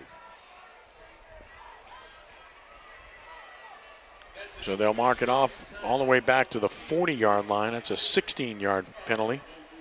Again, I hate these spot fouls, Roy. I really do. I mean, they just kill your offense. Yeah. I mean, Yeah. it's not like that at the other level. Why do they do that? I don't really get it. I'm not sure. I've always wondered why there was a difference in rules. Yeah, I mean, by levels of football, you know. I just think it's too stiff a penalty. Yeah. I mean, it's no different I than agree. the spot foul for pass interference. Yeah, exactly. To me. Yeah, it just It's too much. It really Now, is. the pass interference spot foul, you can understand because if you just made it a 15-yard penalty, you instruct your People would defender, just if you do get it. beat, just People tackle a guy. They just do it. Sure. Okay, yeah, Exactly. Well, I'm beat. I may as well just Right. grab it instead of this 45-yard penalty. Why don't we just make it a 15? Sure, but this is different because, again, depending on where the infraction occurs, it just destroys any chance for the offense, and that's what's happened here. They're way back at their own 40-yard line. They need to get to the John Curtis 36-yard line. So 24 yards to navigate here, not what you want against Curtis. Back at your own 40, 2nd and 24. Tough. They start this with good field position because of the turnover, and now they're just about where they started. The possession. At the 40-yard line, 2nd and 24. Blitz. Nope. Fake it. Sampson wants to throw it. Steps up under pressure. He's going to be hit. Got away. Now gets outside. Looks for room. 40. 45. Stutter step. Gets to the 50. Good run by Sampson. Very good. All the way down to the Curtis 48-yard line. Very good. So he gets a good 12-yard gain. 13 yards on that. Good moves by Kendall Sampson, the quarterback, looking like one of his running backs. It was also a good block there on the edge so that he could get outside of the tackles. So now it's not out of the question on 3rd and 12 that they could convert here after that run. 3rd and 12 at the 48. See if they can find a way in this situation. Doyle is the running back. 3 seconds, 2 seconds. Got it off. Sampson looks. He throws outside. That's caught, but he ran out of bounds. And, I mean, you got to be able to turn that upfield. But White to the boundary went out of bounds, and that's well short. They're going to go for it, won't they?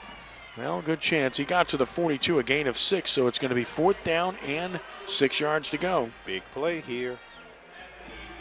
4th and 6 at the 42.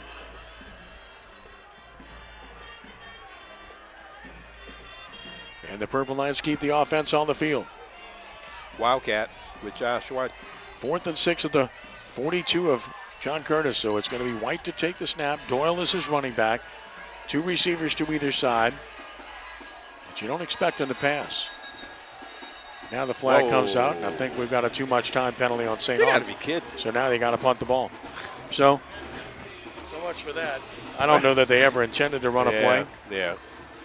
Yeah, they were in the Wildcat with Josh White.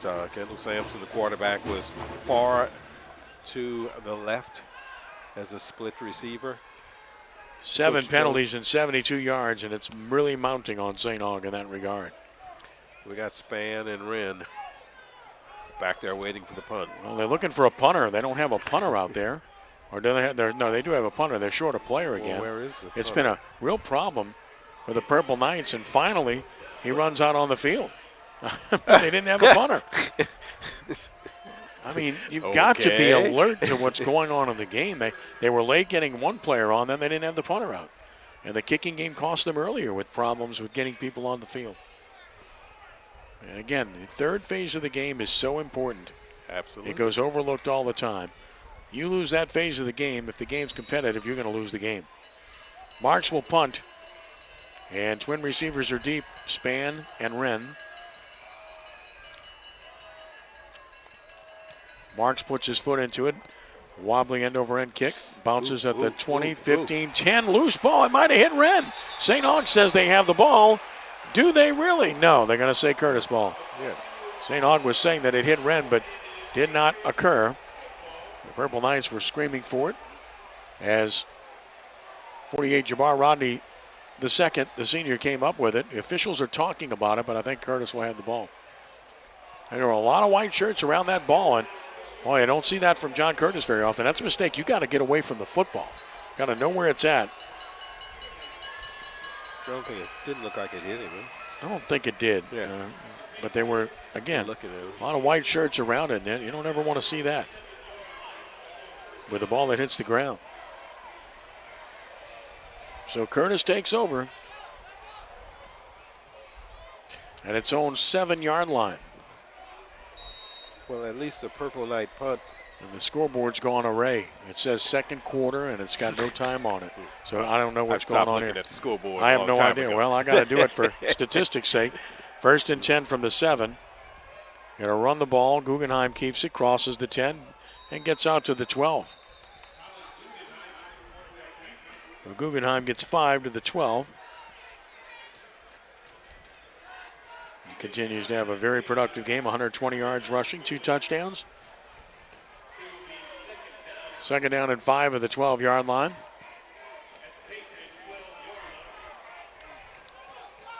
Yeah, I mean, you would expect that they'd have a better clock situation here. That's going to be the end of the 3rd quarter, apparently. So the 3rd quarter has come to an end. We do believe that's what's happening here. Or is it? They haven't moved yet. Seemed pretty fast to me. Yeah. I was going to say, the 3rd quarter's over already?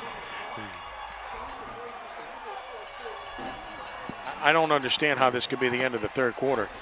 I mean, I didn't see this clock. I mean, St. Aug had the ball with 8:50 to play in the 3rd quarter when they started that possession. And they only ran 7 plays.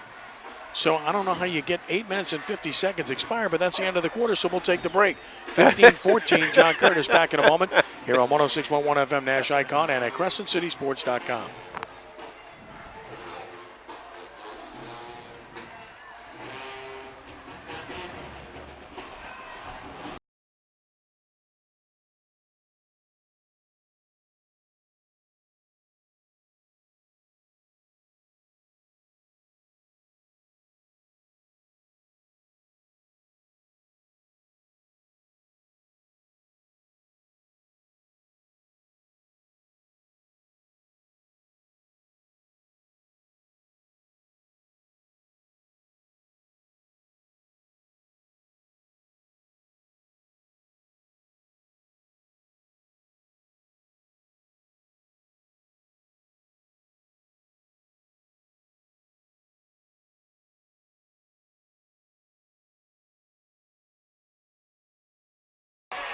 Corey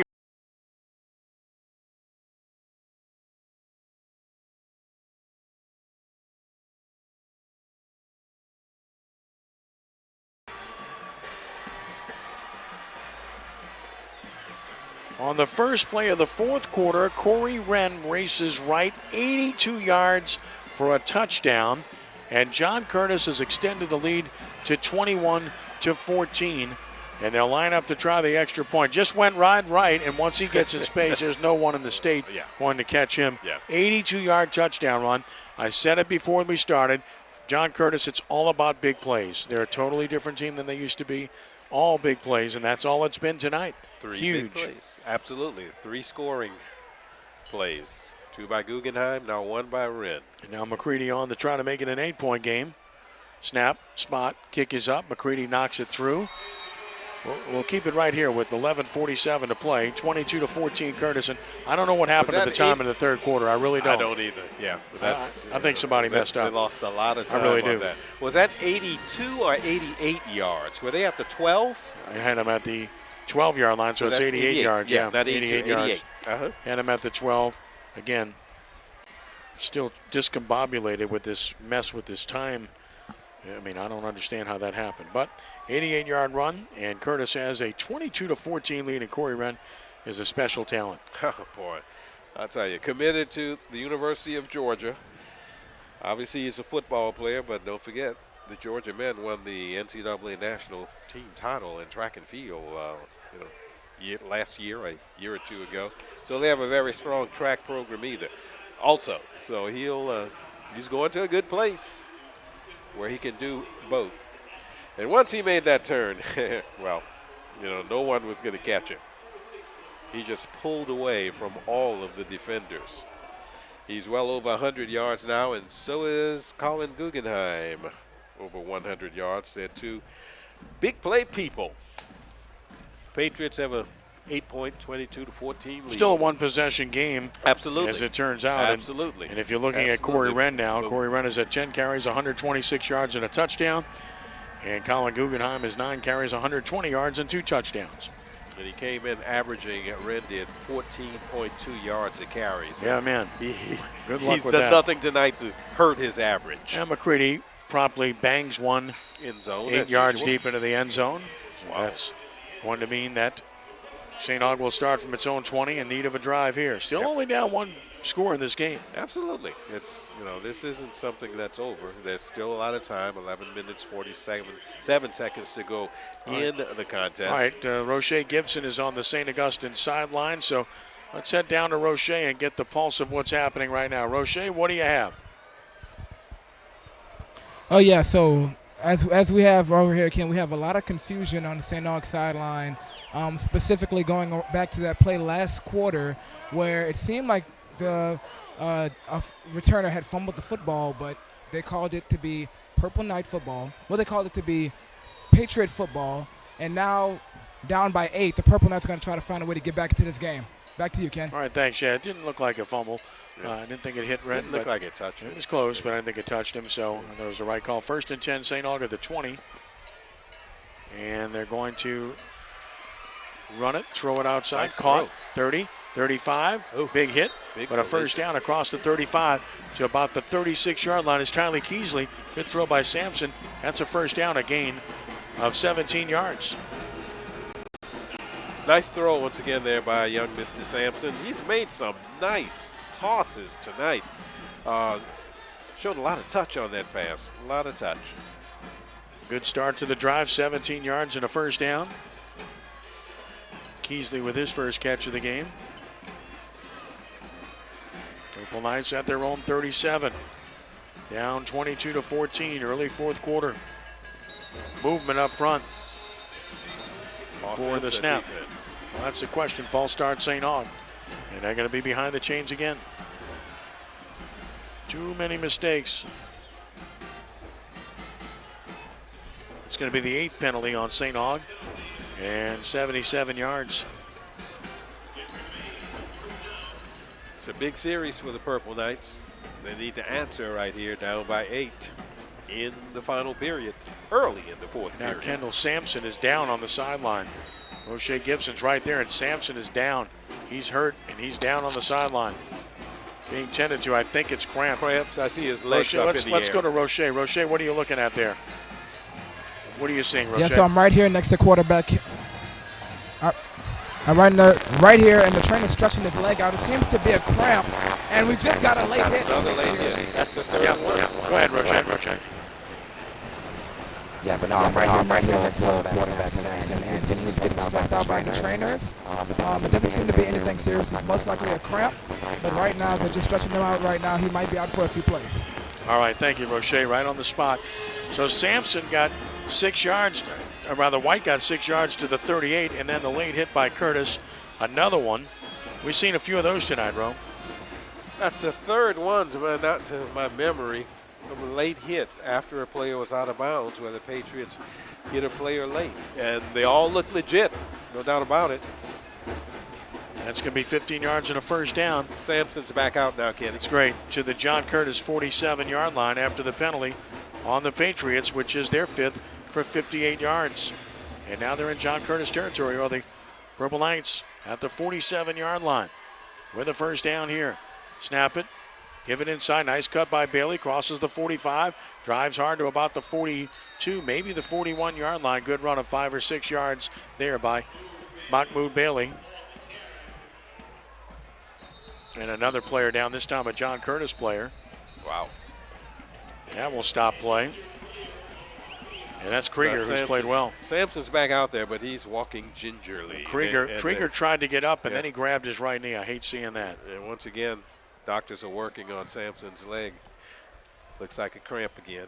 Well, right now the concern is Joseph Krieger, who grabbed his right knee. Right. Who tried to get up and then grabbed his knee. And you never, ever want to see a player grab his knee. Yeah. Especially not a high school player. It was a 5-yard gain to the 42. So it's going to be 2nd and 5 when play resumes with 11:16 to play. And 22-14, John Curtis on top. Bailey now at 60 yards rushing. Josh White also getting stretched out. Roche Gibson reports. So both The guys that take snaps Doesn't it cramping a seem- bit, huh? But doesn't it seem that we are seeing more cramps this year? I mean, at every level. Yeah. I'm not just high school. You know, you always saw it in high school, especially early in the season. But I'm seeing it in college games on television, and I'm even seeing some pro people who are cramping. Yep. Coach J.T. Curtis is out there checking on Krieger now. They're going to try to help him up. He's able to rise, and he's able to walk, and that's great. Yeah. So Krieger walking, he's a big young man. Yep. 5'11", 264, but he's all of that. He's a senior who's in the middle of all that fray and does a good job. He will make his way off the field. He's walking pretty good right now. He is. Yeah. That's good to see.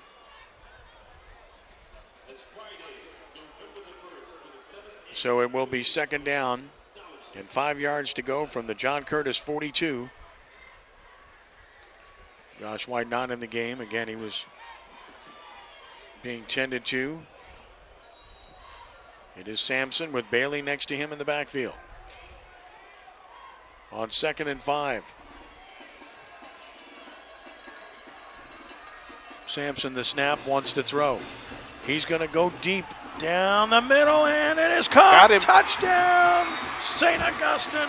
Kai Matthew, 42 yards, beat his man. Sampson delivers the big purple within 2 of a tie. What a throw by Kendall Sampson. As we said, he's thrown the ball very well all night long. From 42 yards out, there's no doubt about it. Matthew got behind the defenders, grabbed it at the 2-yard line, and that was it. And we are one play away from a tie ball game. What a throw.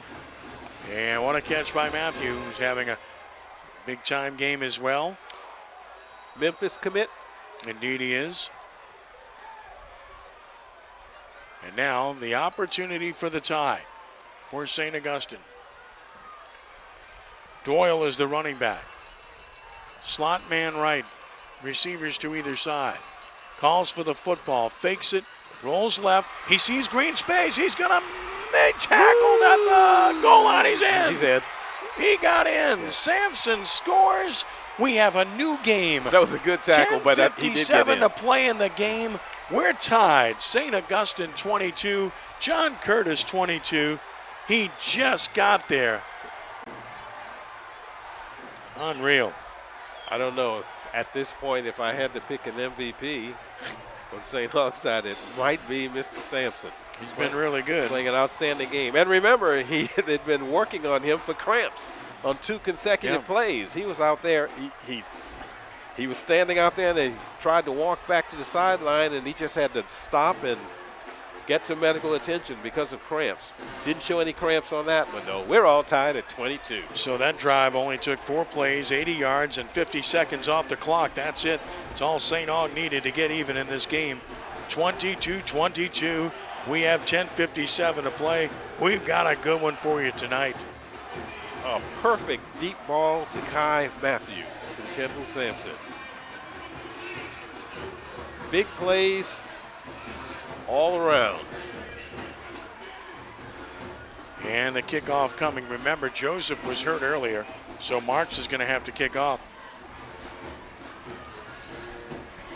3 people back for the kickoff now. It's Span, it's Goins, and in the middle is Wren. Kick Kind is of a short pooch to kick. about the 22. Wren has Fielded it. there. 25, 30. Wren across the 30 is down at the 33-yard line. And that's where Curtis will start with 10:51 to play. Tied at 22. It's pretty exciting, isn't it? Yes, it is. It really is. I'm kind of mad they took some of my time away. But 10:51 to go in the 4th period. And once again, goes without saying, a major series here. And the Purple Knight sideline is going crazy.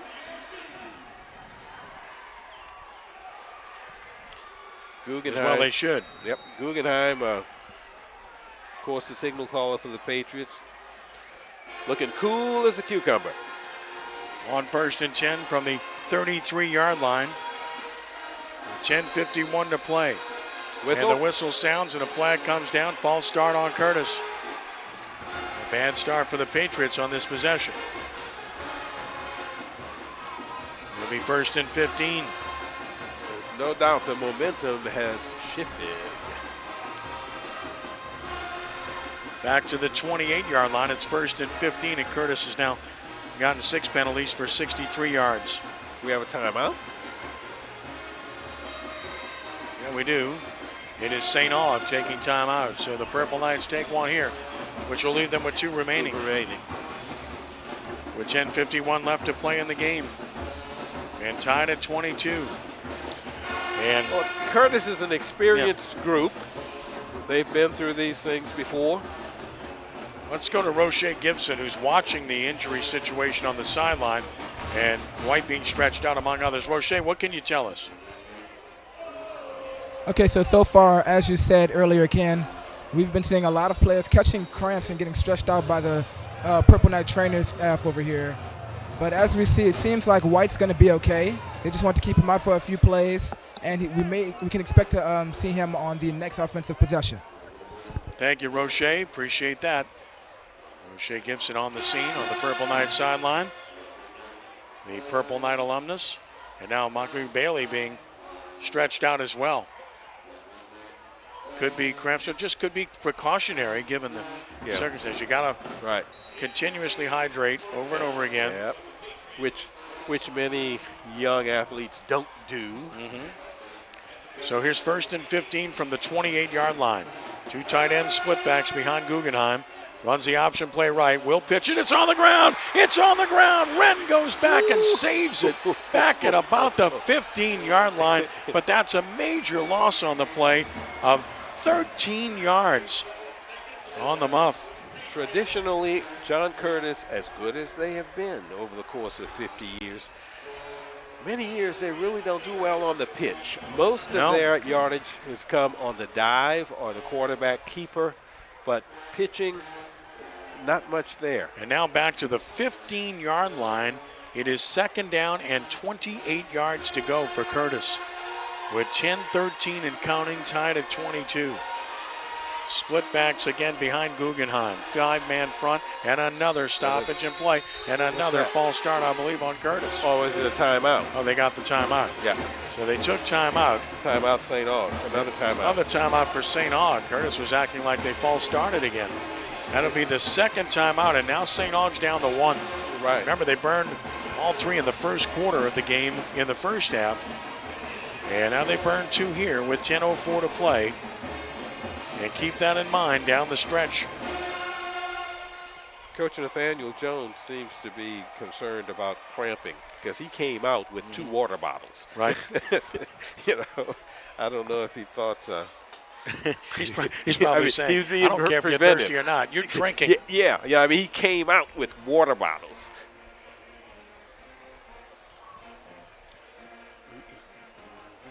Good crowd tonight. Good game tonight. Yep. A little different than the one I saw earlier today.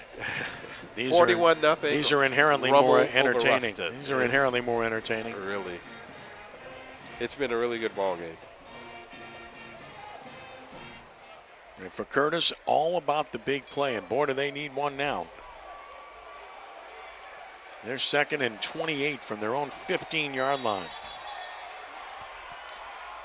Coach Nathaniel Jones urging the crowd on, playing cheerleader in addition to being head coach. On the 15-yard line.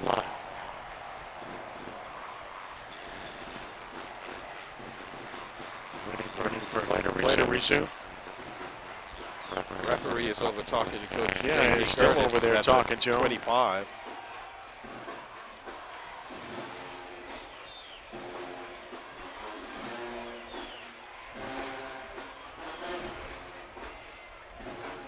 They continue to talk to the officials. I could see Johnny Curtis signaling about timeout, pointing at St. Aug. They didn't call back-to-back timeouts, so that's nothing illegal here that took place. No, don't think so. No, they had a muff. Remember, they had the false start, then they had the muff. So there haven't been back-to-back timeouts at all. Now Nathaniel Jones is working the official on the near side of the field.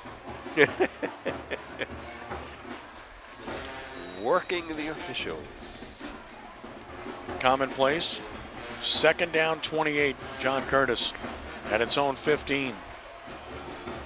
Split backs behind Guggenheim against a 6-man front. Guggenheim fakes. He wants to throw. He's going to gun it down the field, deep down the middle. It's going to be intercepted, I believe. It is. Yep. Intercepted by Taj Adams, who's had a huge game for St. Aug. Turnover, John Curtis, their 4th of the game, and St. Augustine has it on the Curtis side of the field at the 47-yard line. Ill-advised throw by Mr. Guggenheim. Didn't have his feet set. He had the the receiver behind the secondary and tried to get it there too quickly. Didn't set his feet. Thus the interception.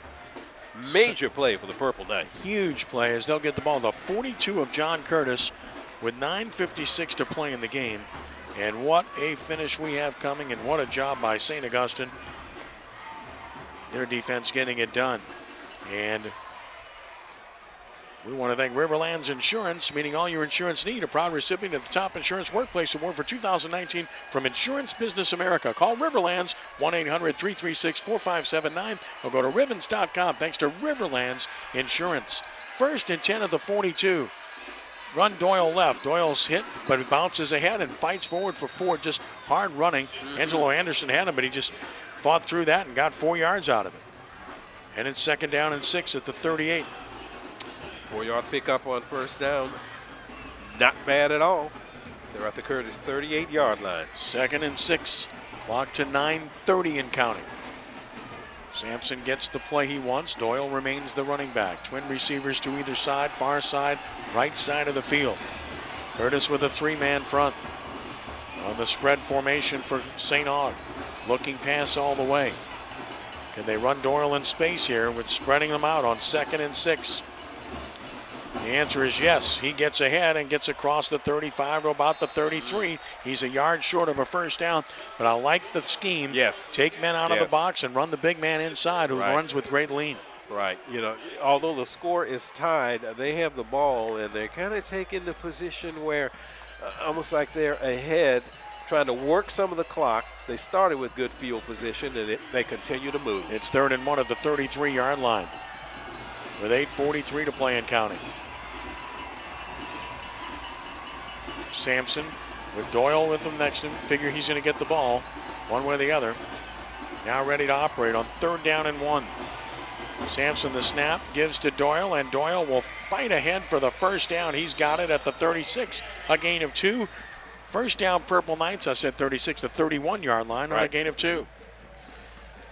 Working some clock once again. When you think about it, I mean, this is the first time we've seen 4 or 5 consecutive runs by the Purple Knights all night. Somewhere along the line, they're going to surprise them and pop one of those passes behind them. 1st and 10 at the 31-yard line with 8:05 to play in the game. Tied at 22. 3 receivers to the right. Sampson's got to hurry up here. He's still looking to the sideline. They've got 3 seconds, 2 seconds, 1 second. Calls for the ball. Nope. And the whistle sounded, and it did not get it off. Didn't get it off. A brutal penalty here. Oh, man. You just can't have that in this situation if you're St. Aug.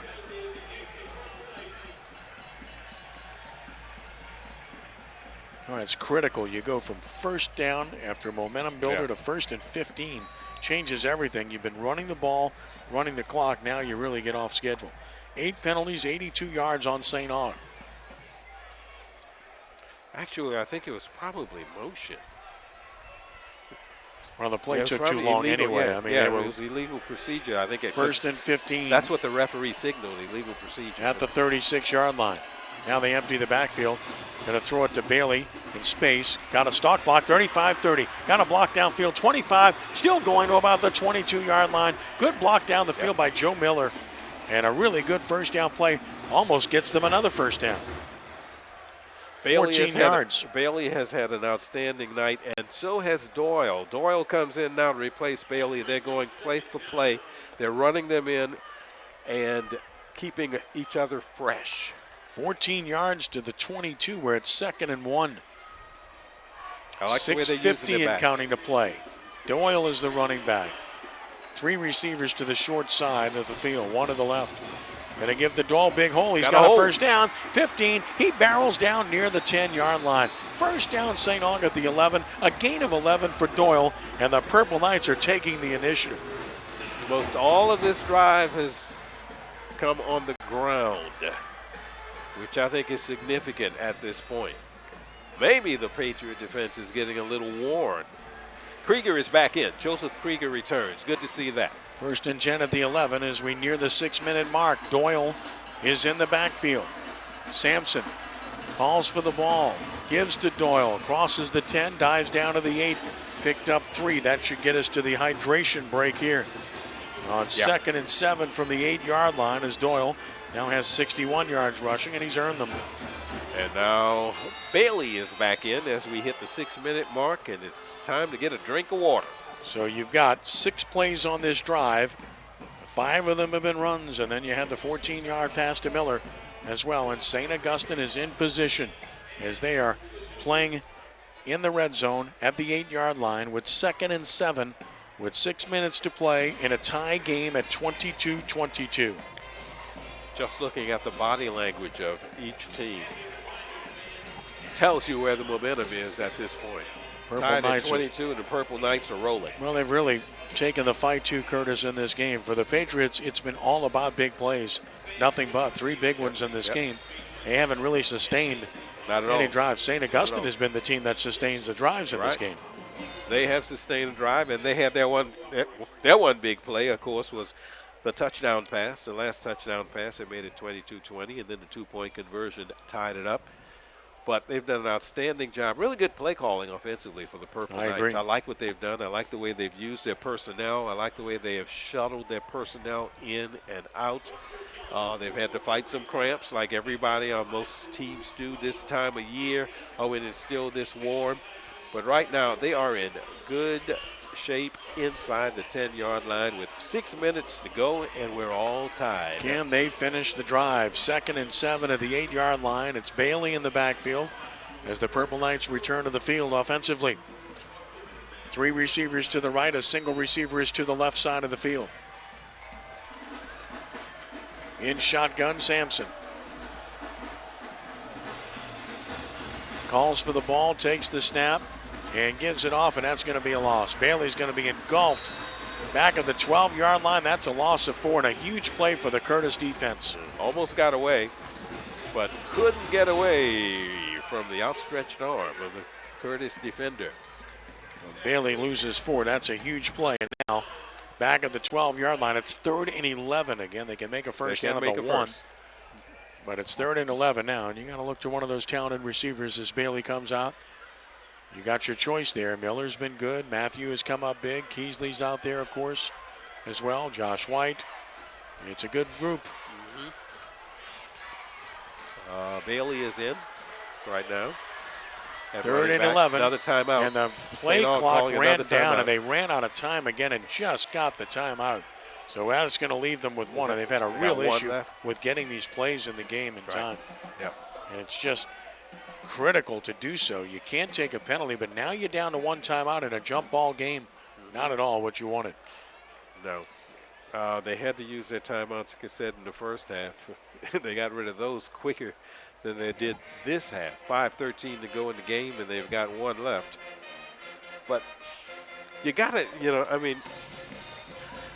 you really have to try to get your kids to understand, and I know it's hard to do. I mean, like we had the punter who didn't realize he needed to be out there on the field. And that kind of stuff happens in high school football, but it'll kill you. It'll kill you. This, losing this timeout in a game like this could really be detrimental to the Purple Knights. Long timeout here for both sides, hydrating, getting instructions, and game on the line here. Talking to the officials. So 3rd down and 11 at the 12-yard line for the Purple Knights with twin receivers to either side. Bailey, the running back, Sampson in shotgun per usual.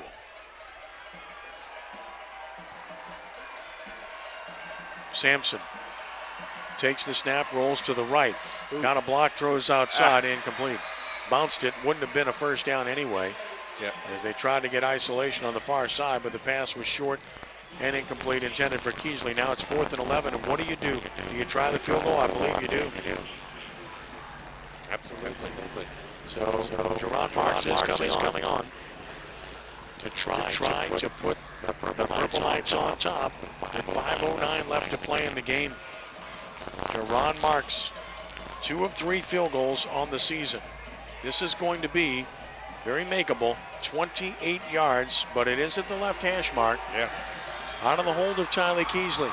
Fast snap, kick is up, it's got the distance, and it is no good. He missed it left. And the Curtis side erupts. Wide left. With 5:05 to play, a huge stop for Curtis, and the Patriots get it back, tied at 22. Well, should the Patriots drive down and try a field goal from 28, their chances will be pretty good. But it was a good drive That was an for the excellent Purple drive. Knights. An excellent drive. Now it's time for the defense to come in and do their part and try and make this a 1-2-3 punt situation for the Patriots. And John Curtis is used to being in these situations. Yeah. Great program, and they've got the ball tied with 5:05 to play at their own 20-yard line. They have committed 4 turnovers in this game.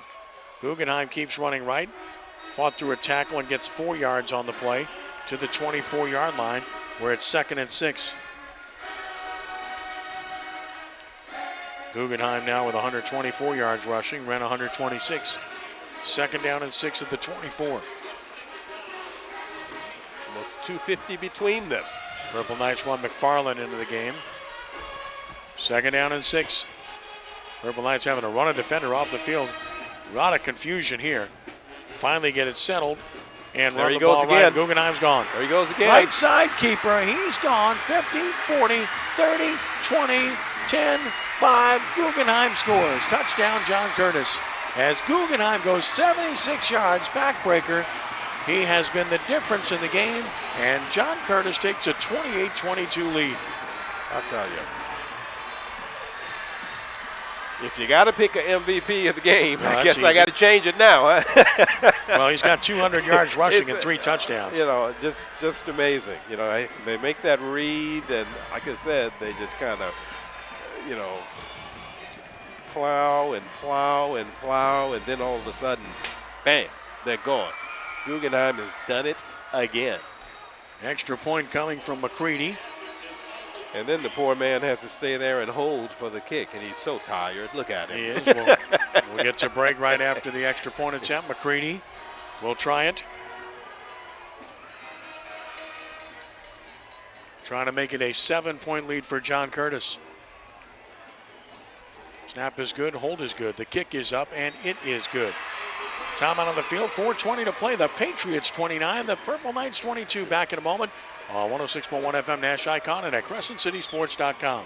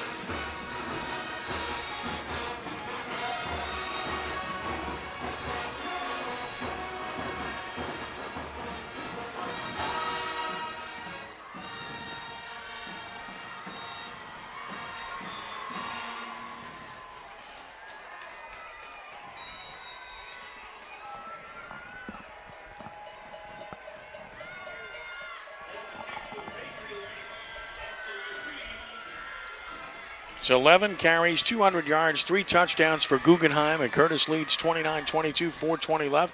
McCready hammers the kickoff. It's actually returnable from the 1. Imagine that, upfield to the 10, inside of the 15, and getting outside the 20 to about the 24 is White. St. Aug ball at the 24. They're 76 yards away from a tie with 4:12 to play. And let's see if this Purple Knight offense can answer the John Curtis Patriots, who needed just 2 plays to score on that last possession. The St. Aug offense has played very well tonight. It is time for them to step up once again with 4:12 left in this contest, trailing by 7, 29-22. Well, like I said, John Curtis has been here, done that before. They sure showed it there. They're sticking with what they do well and doing it incredibly well once again, which, of course, is a reflection of their program for so many years now. They never looked bothered. Never do. I think it's the right word. They didn't. Even when the momentum had obviously switched to St. Augustine, they never looked bothered. 1st and 10 Purple Knights, who run a player off the field at the last minute. And that's an illegal substitution. I mean, you broke the huddle with 12 guys. Yeah. And you just can't have this. Yeah. I mean, it's just brutal. That's 10 penalties and 87 yards, and now 1st and 15. Yeah. That's a killer. That's a killer. Changes everything you want to do. 1st and 15. First and 10 to 1st and 15. Before you run a play. Don't have the right personnel on the field. 1st and 10 of the 19. Empty backfield. Quick throw on a hitch outside. That's going to go nowhere. Somehow he got forward for 3 or 4 yards out of the play. As that pass was complete to number 16, Javon Nicholas. Javon Nicholas gets his first catch. Nicholas gets 4. It's 2nd down and 11 at the 23-yard line. Empty backfield for Sampson. So Nicholas with his first catch of the game for 4 yards on 2nd and 11 from the 23. Sampson surveys, 5 receivers set, takes the snap. Heavy rush, steps up, he's in trouble, he's down. Sacked at the 21. Ouch. Big hit there as John Curtis had 2 men there, 54 Kylan White, 44 Marquise Martin for the 2nd sack for John Curtis. Patriot defense asserting themselves on that play. There was no doubt about it. Sampson tried to get out of the pocket, but couldn't. Drop for a loss. Loss of 2, 3rd and 13. Clock down to 3:08 to play. Huge conversion down. Sampson hurries back on the field after getting instructions from the sideline, and again they got to hurry. 5 receivers set, empty backfield, 3 to the right, 2 to the left. Takes the snap, retreats, heavy rush on. Guns it to the outside, it's caught, flag down, slipped the tackle. Got a 1st down and more, but there is a flag down. Great job of escaping the tackle and getting the 1st down by Josh White. Yeah. But again, the flag is on the far side of the field for holding, I do believe. And that's brutal. I've been watching throughout the night a really good battle on the left side of the line for St. Augustine. It is holding on St. Aug, and that's going to just kill this possession. Number 72, Corey Crump. I'm not sure if this holding violation was against him, but he's been having a really nice battle there with the John Curtis Tulane commit, Angelo Anderson. They've been going at it. They really have.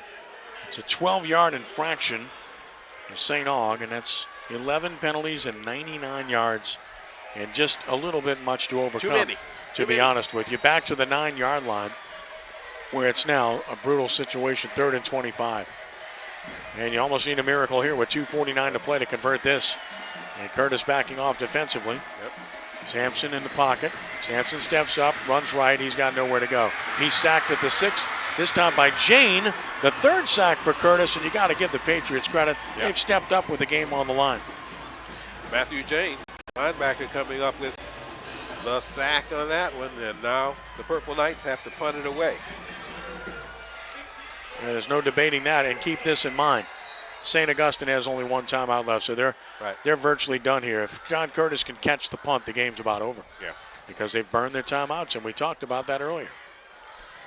And you can't really go for this because you're back at your 6-yard line with 4th and 28.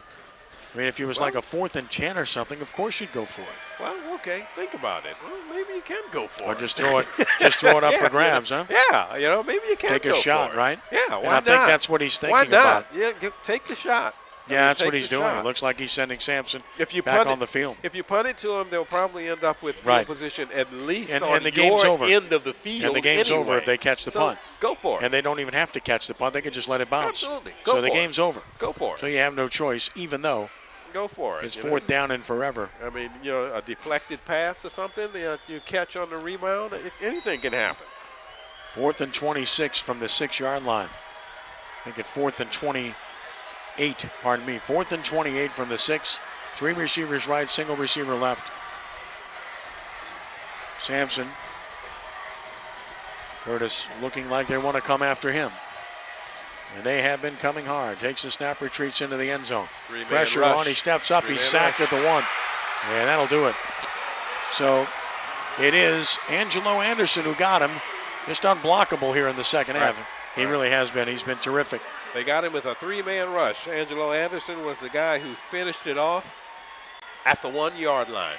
And that's ball game. But it was the right decision, I think. Sure. If you punted it, I mean, The game's you over. would have been punting from the end zone, and just based on what we've seen the punter do, they would have had possession on your side of the field anyway, and you have timeout. Well, now if you're John Curtis, I mean, if you score, you got a 2-score lead, but you almost don't want to score, you know? Just take knees. I mean, with 1 timeout left, you almost don't want to score, but that said, they're going to try to score here. They should. It's a 2-score lead if you do. Okay, we don't have a point differential thing when we look at the playoffs, do we? No, that's long gone, man. Or first downs We or don't- penetrations. we don't have that, huh? We don't have that Oh, anymore. God. Those were the days. Yep. Horrible. Just horrible. First and goal from the 1 for Curtis. Guggenheim will sneak in, and he will score. Yep. Touchdown, John Curtis. Guggenheim appropriately scores again. His 3rd of the game. Yeah. And Curtis is going to win this game. It's now 33, make it 34-22. So Guggenheim with his 4th touchdown of the game, 201 yards rushing and another score, and it's 35-22 Curtis. Extra point coming from McCready. Again, when the game was on the line, John Curtis stepped up and played like a championship team, which they are. Yeah. When the St. Aug chips had were them on the down, ropes. it looked like, And Curtis said, we're not going for that. Guggenheim for the extra point. Snap it, spot it, kick it. Not Guggenheim, but McCready. Yeah. He's done everything else. McCready Why not? kicks it through, and with 1:57 to play, John Curtis leads at 36-22. Well, when you're the defending state champions and you're the number 1 team in the state in your classification at the time, 5A, and you face adversity and you look it right in the face and you calmly handle that adversity, that's what John Curtis has accomplished tonight against a really good St. Aug team. Now remember, a lot of people questioned, the competition St. Aug faced in their first 3 games. There's no questioning the competition tonight. Nope. And they did a very good job against the defending state champions and the number 1 team in the state.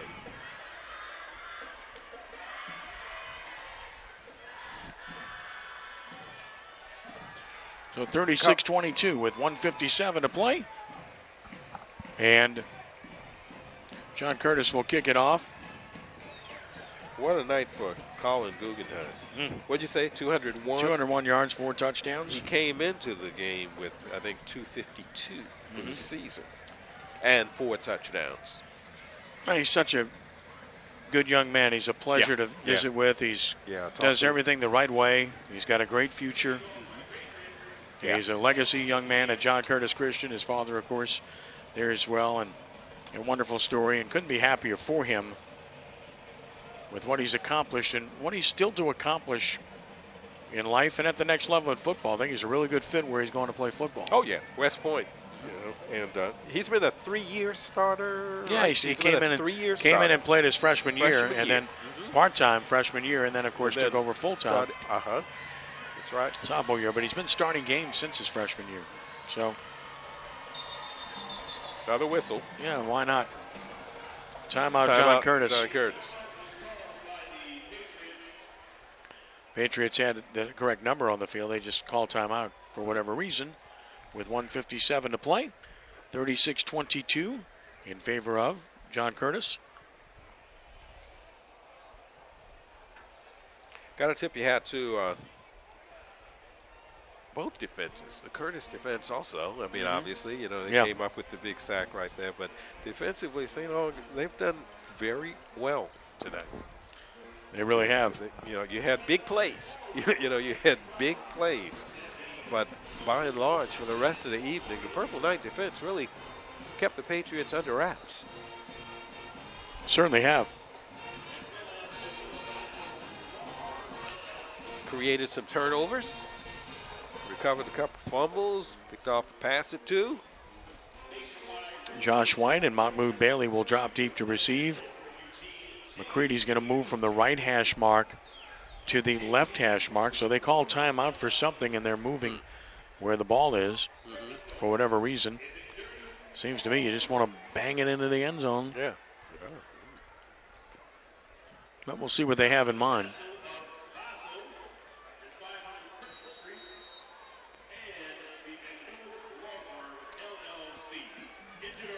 McCready has it teed up on the left hash mark. Take a 10-yard approach to the ball.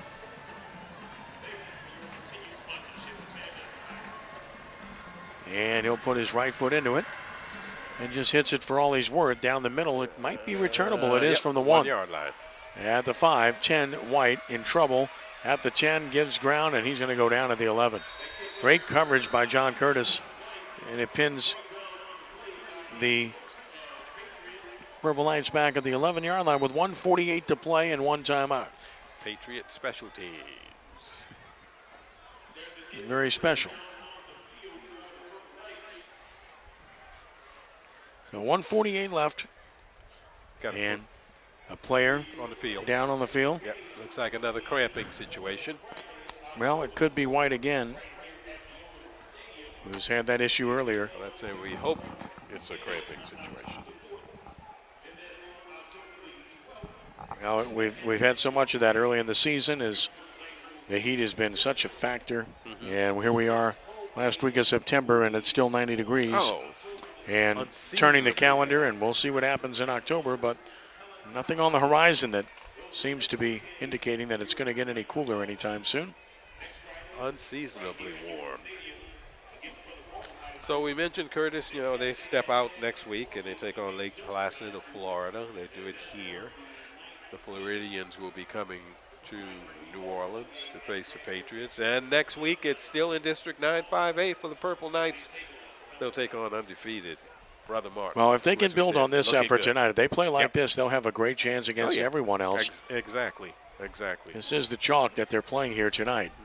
And they were toe-to-toe with them throughout the course of the evening. If they can keep this level up or close to it, they'll do just fine. And that stacks up as a huge district game next week with a very good Brother Martin team. As White limps off. I want to thank Barrett Ray for helping make this possible tonight. Again, want to salute the Burns family, our Winston Burns Classic here tonight for what they've done for so many years for St. Augustine High School. They are greatly appreciated. Winston Burns Jr., I think I saw him on the sideline. Sampson wants to throw it, throws the out. Caught by Matthew, turns in, turns out, and fights through a tackle, gets a first down. Great effort by Kai Matthew. Finally wrestled down at about the 24. Kept him in bounds, though. So at the gain of 13.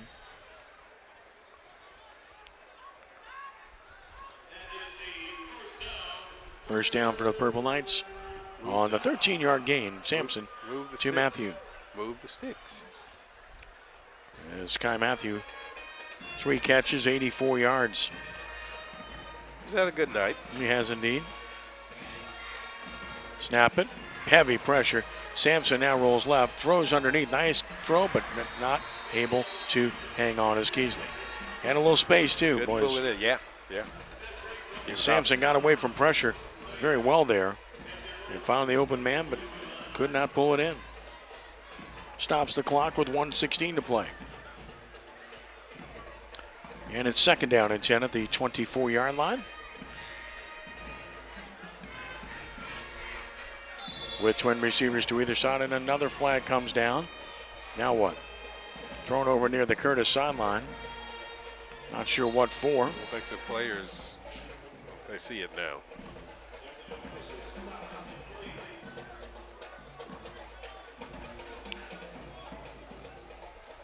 Gentleman that threw the flag was over on the Curtis sideline.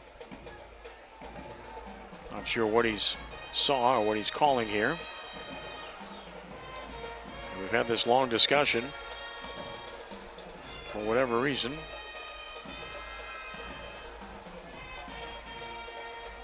And they're still having a discussion.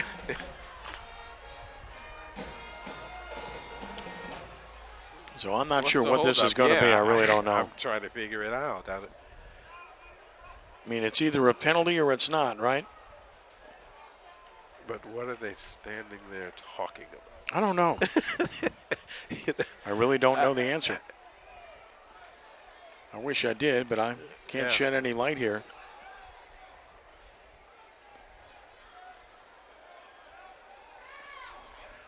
Now the referee looks over toward the sideline. He's calling the official who threw the flag in and say, all right, now we want to talk to you again. And the fans start booing, and understandably so. Yeah.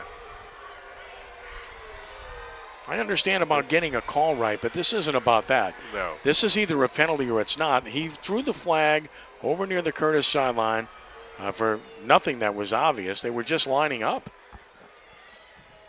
There were the correct number of players on the field, so that's not it. I never saw a flag. I just saw him walk in. Oh, no, he threw it. And they're still discussing this. And, I mean, you got to make a decision here sooner or later. They'll probably say, so they're talking to Curtis, but they're going to mark it off against Curtis, and it's going to be 15 yards. Unsportsmanlike conduct. Okay. Okay, is that what it was? All right. Well, at least they made 7 a decision. penalties, 78 yards. At least they made a decision.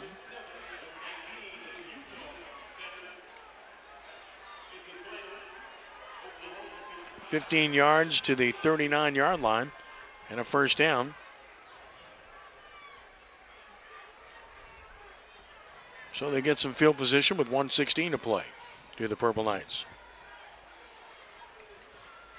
And again, we're just waiting for play to be allowed to resume as JT Curtis is now having a long conversation with him. And I get it. They flag on their side. Unsportsmanlike conduct.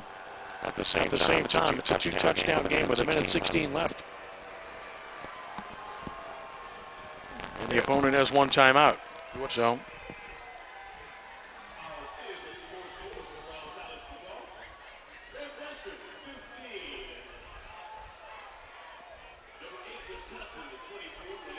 yeah, the official over there shakes hands with the coach. Let's shake hands, man. How about let's play football? Yeah. Is that possible? Just asking. Get out of the way and snap. I mean, they're still talking. I mean, unless you've ejected somebody, what is the deal here? Where's the referee? Where'd he go? He's writing stuff down on a card. Where is he? Referee's on the field. He's at the 40-yard line. Well, He's writing stuff down on a card, which makes me wonder if there's the possibility of an ejection or something like that. I do not know.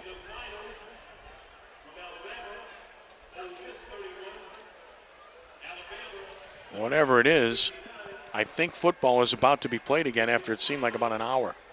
I'm just exaggerating, of course. But, I mean, that's a little bit much, don't you think? And now they still won't let them scrimmage. Now they, oh my goodness. Umpire and the referee want to talk again. Let's make sure we're on the same page here. I don't know. How long Nathaniel was that? Jones is out on the field saying, come on, man. How long did that take? I don't know, man. I'm not timing it, but come on. 1st and 10 at the 39. All of that so that you can try to finish the game. Heavy rush, draw to the backfield, caught by Bailey. Bailey to the 45, tackled, and they say out of bounds at the 45. So that stops the clock. As it's 6 yards to Mahmoud Bailey to the 45. Clock in 1:09 to play.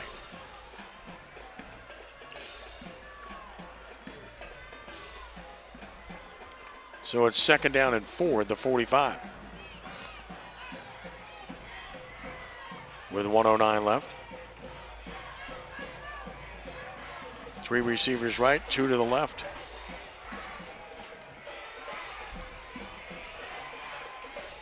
Three-man rush.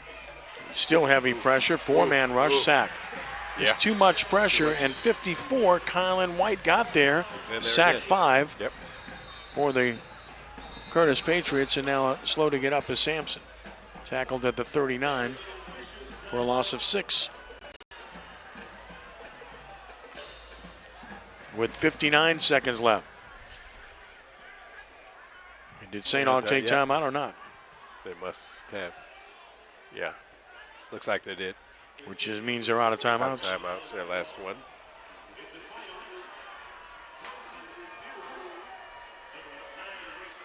Angelo Anderson came in leading the club in sacks with 5. Well, he's been all over the field in the second half, and now Sampson does go down. He's not healthy, and boy, this thing has really slowed down a crawl here in the latter stages of this game. It's going to push 3 hours. Yep.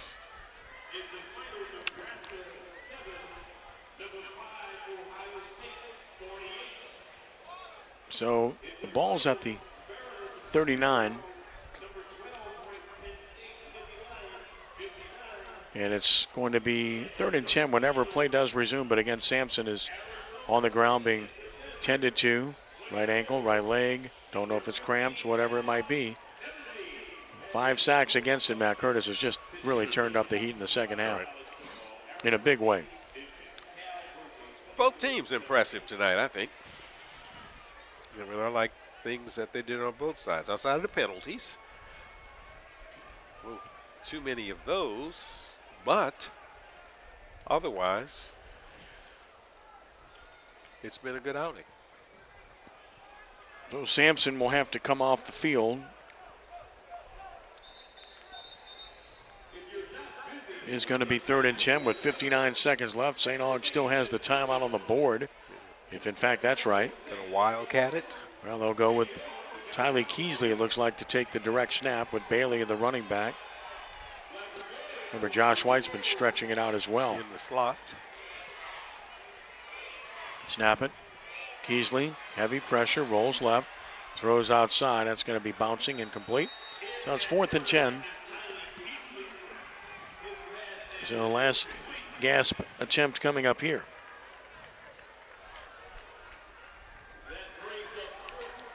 Fourth down. And 10 yards to go from the 39 with 35 seconds left.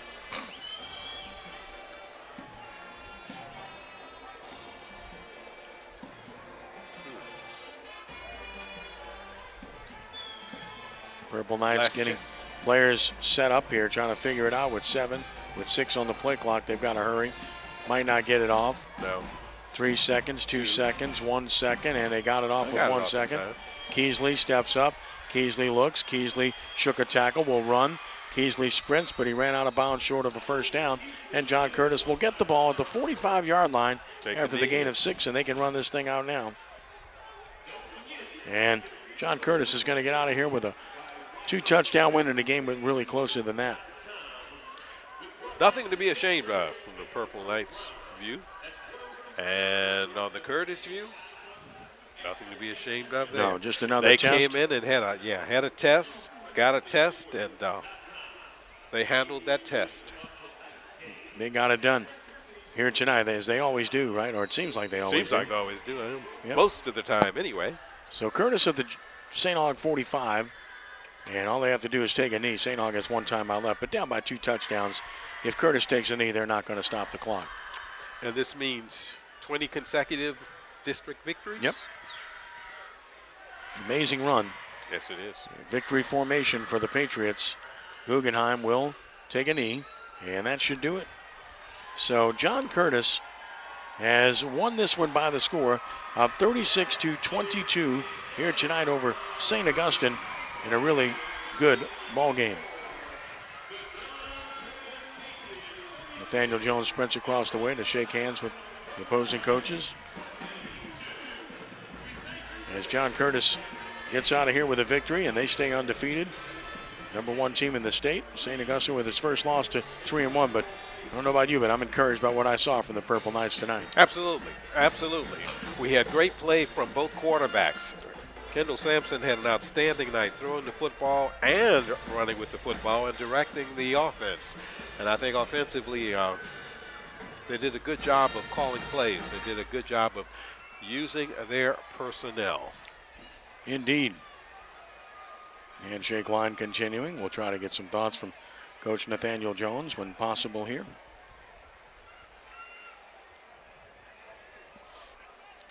As the Patriots, as mentioned, now 4-0, and they are going to play Lake Placid, Florida next Friday night here in New Orleans at Pan American. And as mentioned earlier, Friday night also in City Park.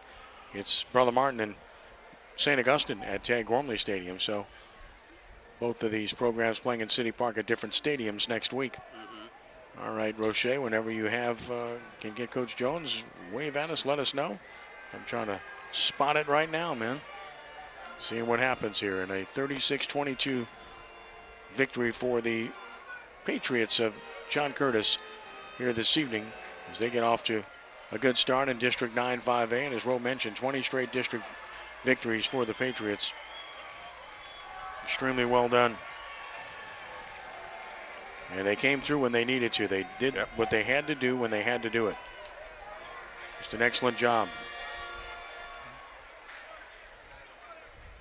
You know,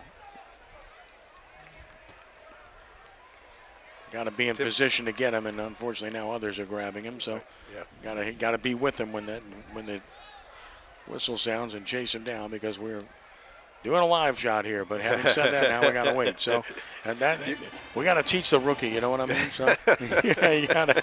Sometimes you have to just go in and coaches, muscle in. Coaches getting away now. So let's get in and muscle in. We might be the St. Augustine alma mater. Right, you got the alma mater to deal with. So, and he's going to be saluting that obviously as well. He should.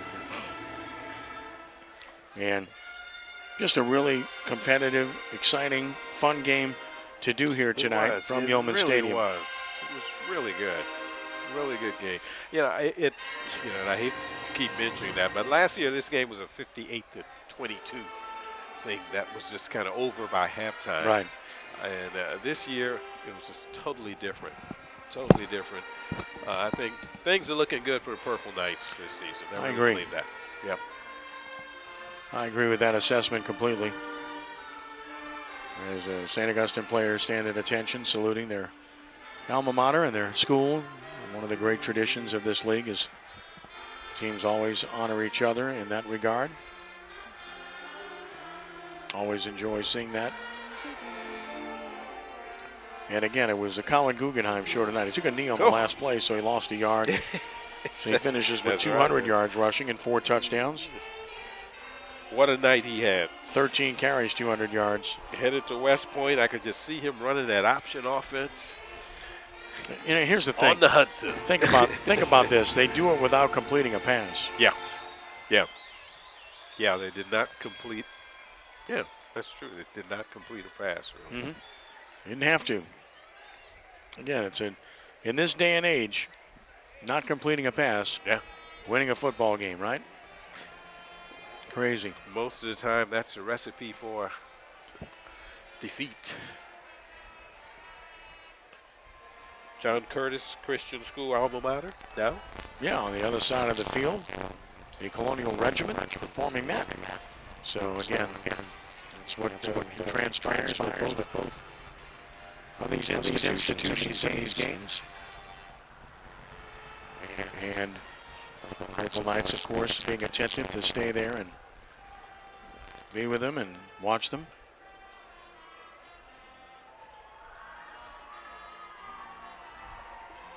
And see Roche talking to Coach Jones, and we'll see if we can possibly get him when this alma mater's over with. Get a few comments before we get away here this evening. So, Curtis has won it by the score of 36-22, and Coach is going to address his team first, it appears. So, with that, Rudy, why don't we take a timeout here? We'll be back with our final thoughts and hopefully a word from Coach Jones when we continue here on 106.1 FM Nash Icon and at CrescentCitySports.com. Jesus tells that famous story we all know. Isn't everyone who hears these words? Again, it's only like one spot here. Do you want to take the second break and just finish it?